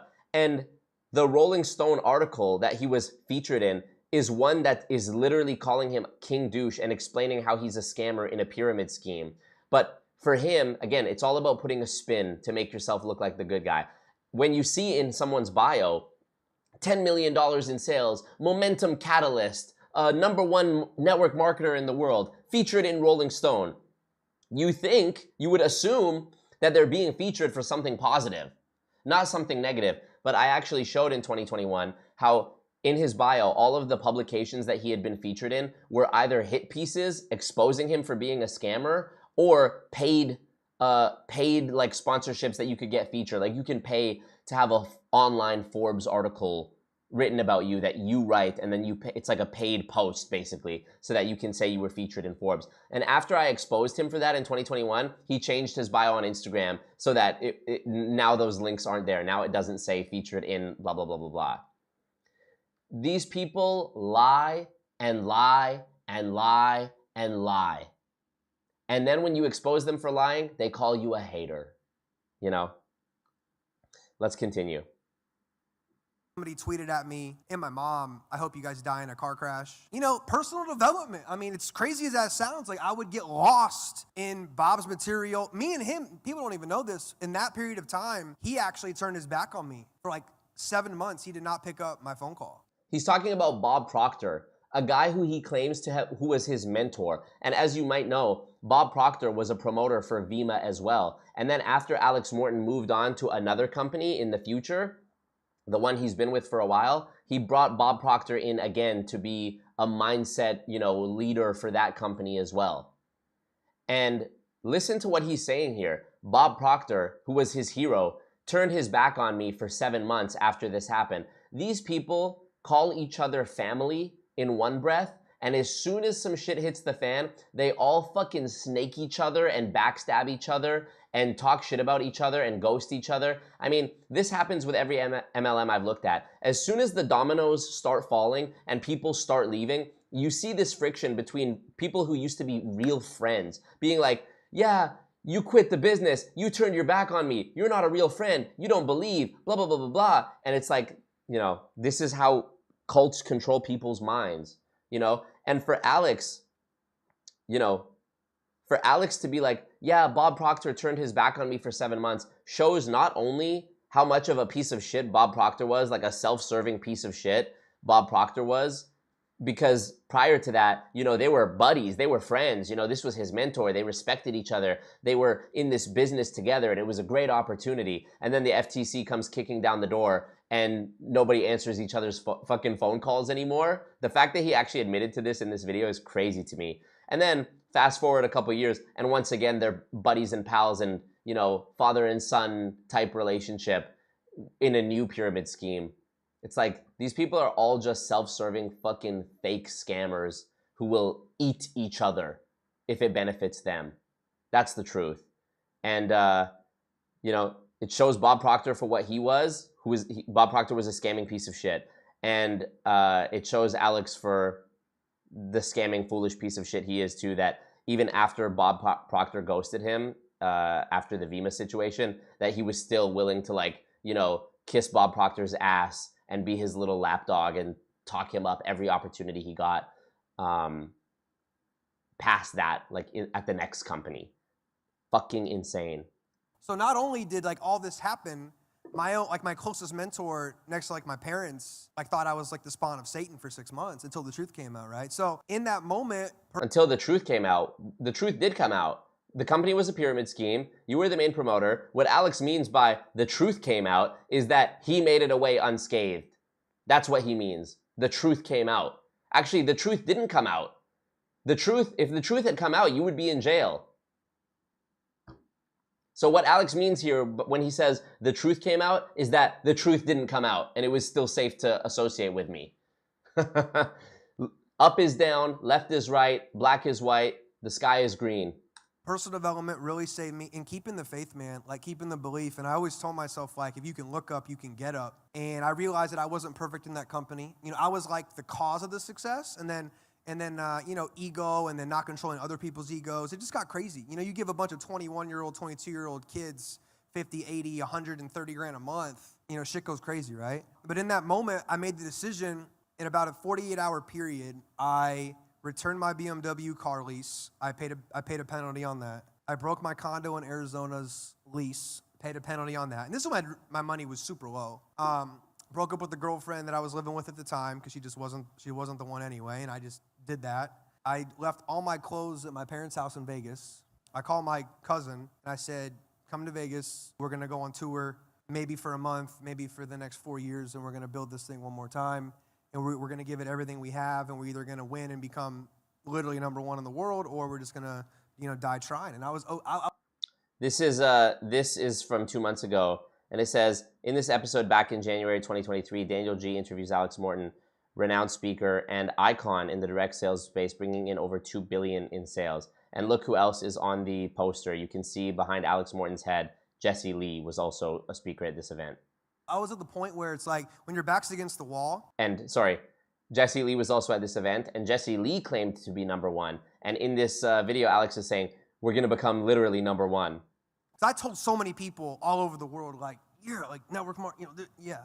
So like, when your back's against the wall, you can't go back anymore. You can only go forward. So we made the decision, and thank God it all obviously worked out. What do you think changed now when you were 20 building the company? Poor guy, I feel so bad for him.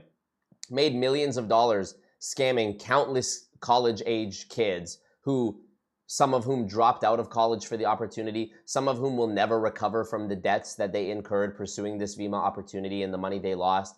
Nobody was made whole again. No consequences. He faced no consequences. This was the hardest period of my life. Dude, you should have gone to jail for your entire fucking life. And you're talking about how after making millions of dollars in this pyramid scheme, you then had to return your BMW and break the lease, and then pay to break your apartment lease, which would have been max a couple grand, and broke up with your girlfriend. That was the hardest fucking thing you went through? That was the darkest time in your life?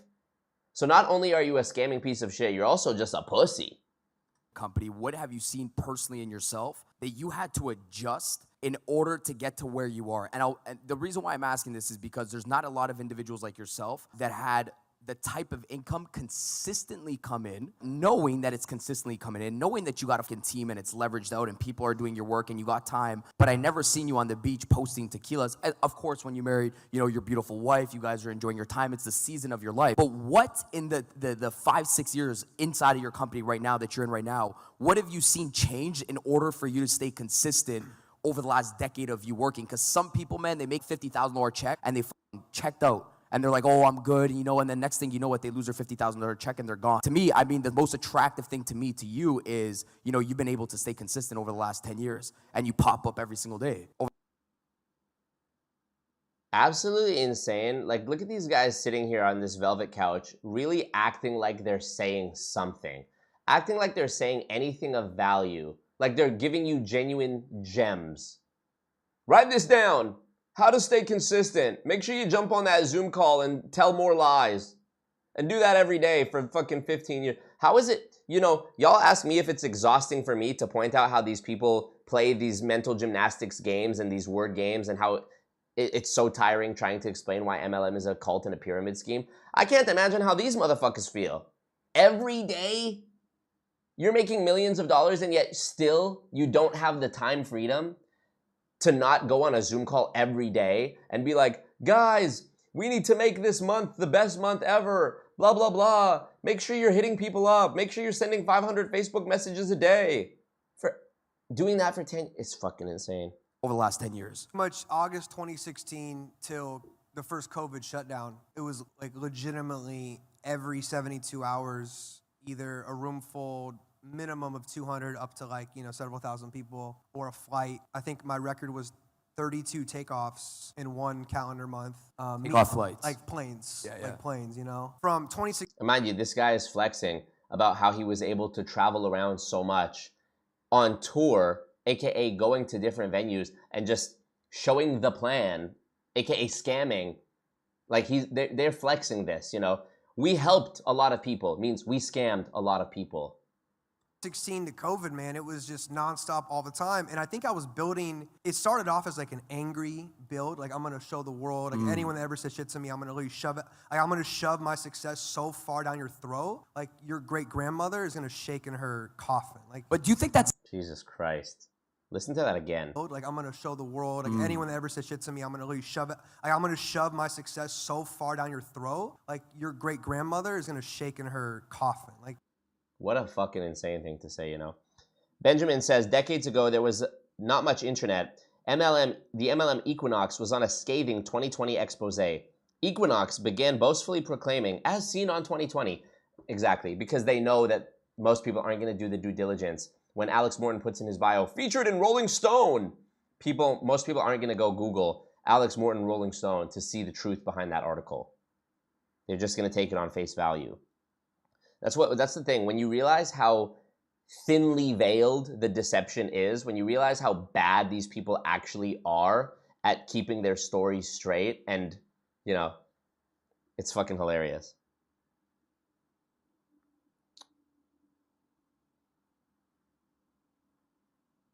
But do you think that's necessary? Because I feel like both are necessary. Yeah. Because like, I think if you have that, it's a balance. Like some people are like, oh, don't be competitive. I was talking before you came. And I'm like, it's a bit of like the fuck you mentality mixed in with the like, I love you mentality. It's okay. This is part of the season. I agree. Like 100%. I go through 100%. seasons of scary competition where nobody will fucking touch me. Then I go through seasons where it's like, all right, Alex, let's collaborate. Yeah. But there's one season where I'm like, dude, this guy's not gonna fucking touch me internally, right? So I feel like there's a season of competition. Just, I can still like feel it in my like, fist right now. Like I was just so like, I gotta do, I have to win, or like I'm not gonna be happy. Like I was just, I was sick. Like, and not everybody. You could say that again. In this room, not everybody here needs to make $500,000 a week, and that's totally fine. But to your questions, like to get to a certain degree and aspect of success, like subtle flex. Not everyone here needs to make $500,000 a week, and that's fine. But I do.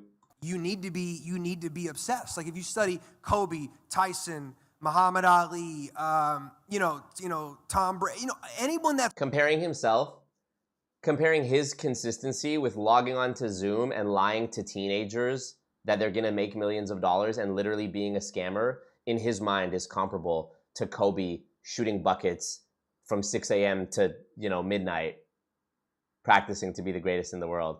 The absolute self-indulgence, narcissism, psychopathy, sociopathy of these people absolutely must be studied in the history books. I believe Alex Morton, I mean, you just have to think.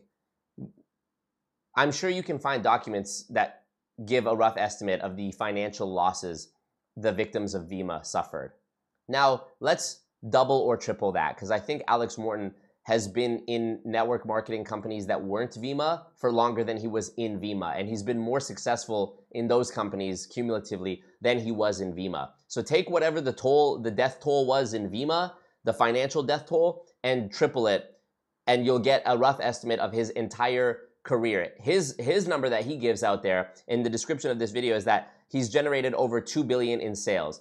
2 billion in sales really means 2 billion in losses. 2 billion in consumer losses. Because if 99% of people lose in MLM and you've generated $2 billion for MLM, you've effectively generated $2 billion or $1.9 billion in consumer harm, in consumer losses. That's what that translates to. That doesn't even factor in the mental anguish, the personal costs to people's relationships with their friends and family members because one of them or both of them or whatever was brainwashed into whatever MLM you were promoting because you used your charisma and your sob story and your flim-flam nonsense, false equivalencies to trick these kids.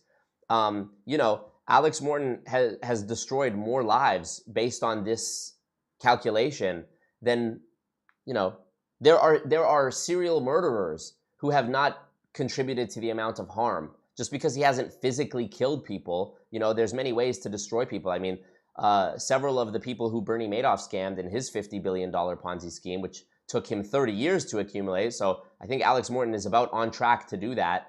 Some of Bernie Madoff's investors killed themselves. And Bernie Madoff's investors were famously the wealthiest people in the world were investing with Bernie Madoff. With Alex Morton, the people who were investing and trusting Alex Morton were broke college students.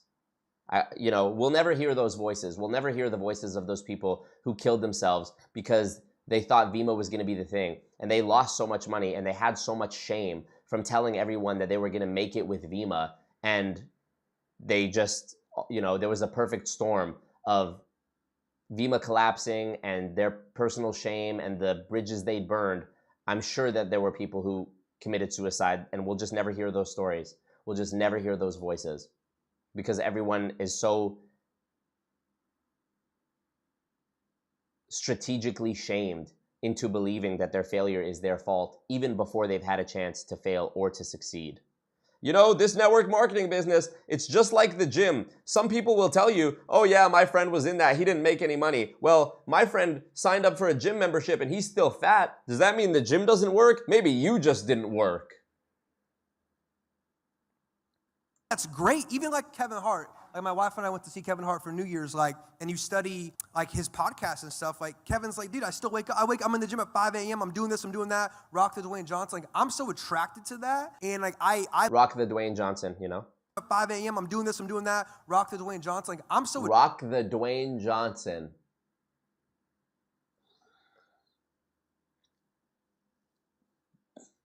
attracted to that, and like I'm happy doing that. Like I enjoy it. Like to me, it's not I make it stressed or work. Like this event next weekend, you know, I'm in well over $1 million. But dude, do you think you're harder That's a drop. on yourself than people are towards you? Because I feel like I'm harder on myself than anybody can ever be towards me. That's why, like, I have, like, you know, some people are like, you know, love yourself.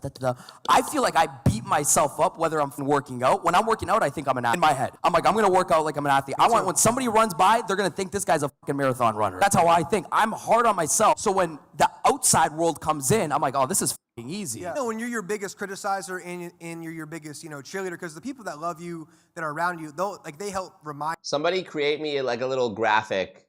Somebody use your graphic designer skills to make an edit for me of Rock the Dwayne Johnson. I want to see what that looks like.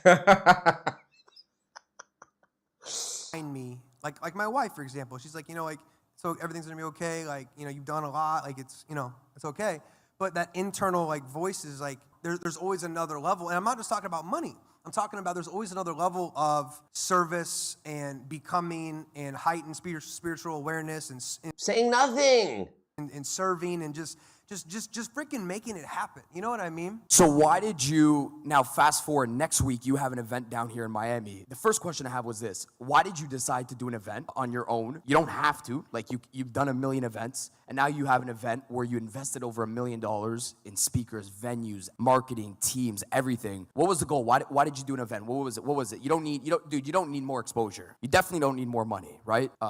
You have enough to give everybody here. So what was the point? Why did you do the event? Well, the initial... Let me guess, because he wants to help people. Because you're putting yourself through a lot of stress by doing it. Yeah, it's a lot different than your company. I'm building the PowerPoint out like 8 hours a day, and I'm thinking like, man. I'm building a PowerPoint 8 hours a day.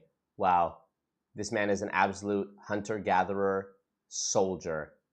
I'm putting a PowerPoint together for 8 hours a day, hiring speakers who are all going to come present some variation of the same gobbledygook mindset manifestation pyramid scheme nonsense.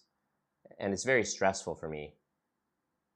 By the way, I've caused more harm on this planet than most people would ever aspire to, even using guns and knives. Like, this is fucking crazy. What was the decision when you're like, I'm going to do this? Yeah, so it was originally going to be Bob and myself. So before COVID, right? Before COVID, he went to Vegas. He found a venue at the Bellagio with his assistant, and he came up with the name. It was going to be called The Mentor and the Millionaire, and we were going to basically do a seminar where he was going to do his thing, and then I was going to come up, and he's going to basically like the passing of a torch type of thing, you know, very emotional thing. And we were FaceTiming during COVID, and then he got sick and all these things, and then, you know, he passed away on my wife's birthday.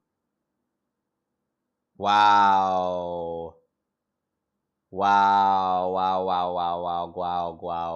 A. Louise Mack. No way. Hold on.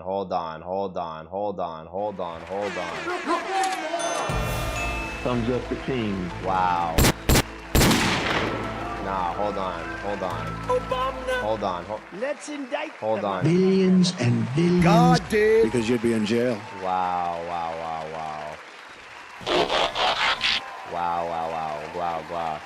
Listen, guys. It's not every day that somebody, especially, wow. It's not every day somebody drops 50 memberships on YouTube. But when it does happen, it's A. Louise Mack. And my goodness, 50 memberships. That's absolutely fucking insane. Dude, isn't that like $200 or something? 50 memberships? I mean, you know YouTube takes their 30%. Damn. A. Louise Mack. Thank you so much. Round of applause in the chat for A. Louise Mack. Come on, can we drop a 1 in the chat? 1 in the chat for A. Louise Mack. Come on now. Marco. I mean, I'm not even gonna bother going through reading all the names of people who got gifted because there's literally too many. But man, I'm loving that. The chat is about to turn green, bro. Thank you. When we drop bag, chat turn green. How did you discover the cause and cure for this rare genetic disease? Bro, I was just making it freaking happen, right? Wow, thank you. Look at all these gifteds. Hey, Louise Mack, you are a G. Thank you so much. If you ever want to hop on a call, email me or message me on Instagram or message me on Patreon if you're on Patreon. One of us. And yeah, we'll definitely do that because this is not the first time A. Louise Mack has done this, and I super quadruple appreciate you. Seriously, the cult grows stronger. Every time somebody gifts memberships to the cult, I envision it in my mind like it's like there's a sidewalk and there's cracks in it. And when somebody donates and gifts memberships, it's like putting some nice cement to fill the cracks and healing it and making it stronger. It's like gluing it over and making it perfect again. That's how I view it, you know? Because every name that I see in the chat that isn't green, it's like a crack in the sidewalk, you know? It's like a crack in the porcelain perfect artifact. Gifted and grifted. Yeah, grifted. You grifted 50 memberships. Yeah, Silicon Valley offering plasma to A. Louise Mack. We love it. Turn on your gift. You can turn on your ability to receive gifts in your YouTube channel settings as well, by the way. Thank you. All right, let's continue. We're almost done. Birthday, and the day he passed away, his wife called me and said, He's talking about Bob Proctor here. And we were we're gonna basically do a seminar where he was gonna do his thing, and then I was gonna come up and he's gonna basically like the passing of a torch type of thing, very emotional thing. And we were FaceTiming during COVID, and then he got sick and all these things, and then he passed away on my wife's birthday. And the day he passed away, his wife called me and said, before social media goes crazy, I just want to let you know Bob passed away and he's in a better place now and it's okay. And that night, I called my internal team and I said, we're doing the event anyway. Get the convention center, make it Miami instead of Vegas because Miami's cooler. I'll get the speakers and we'll make it happen. It's purpose. It's like the whole idea of growth and contribution, like the pillars of humanity. Like I'm on the whole growth and contribution. Like I wanna, when I walked in, a couple of these younger guys, hey man, I'm doing this in my business and thank you so much for the videos, all that kind of stuff. Like that drives me now.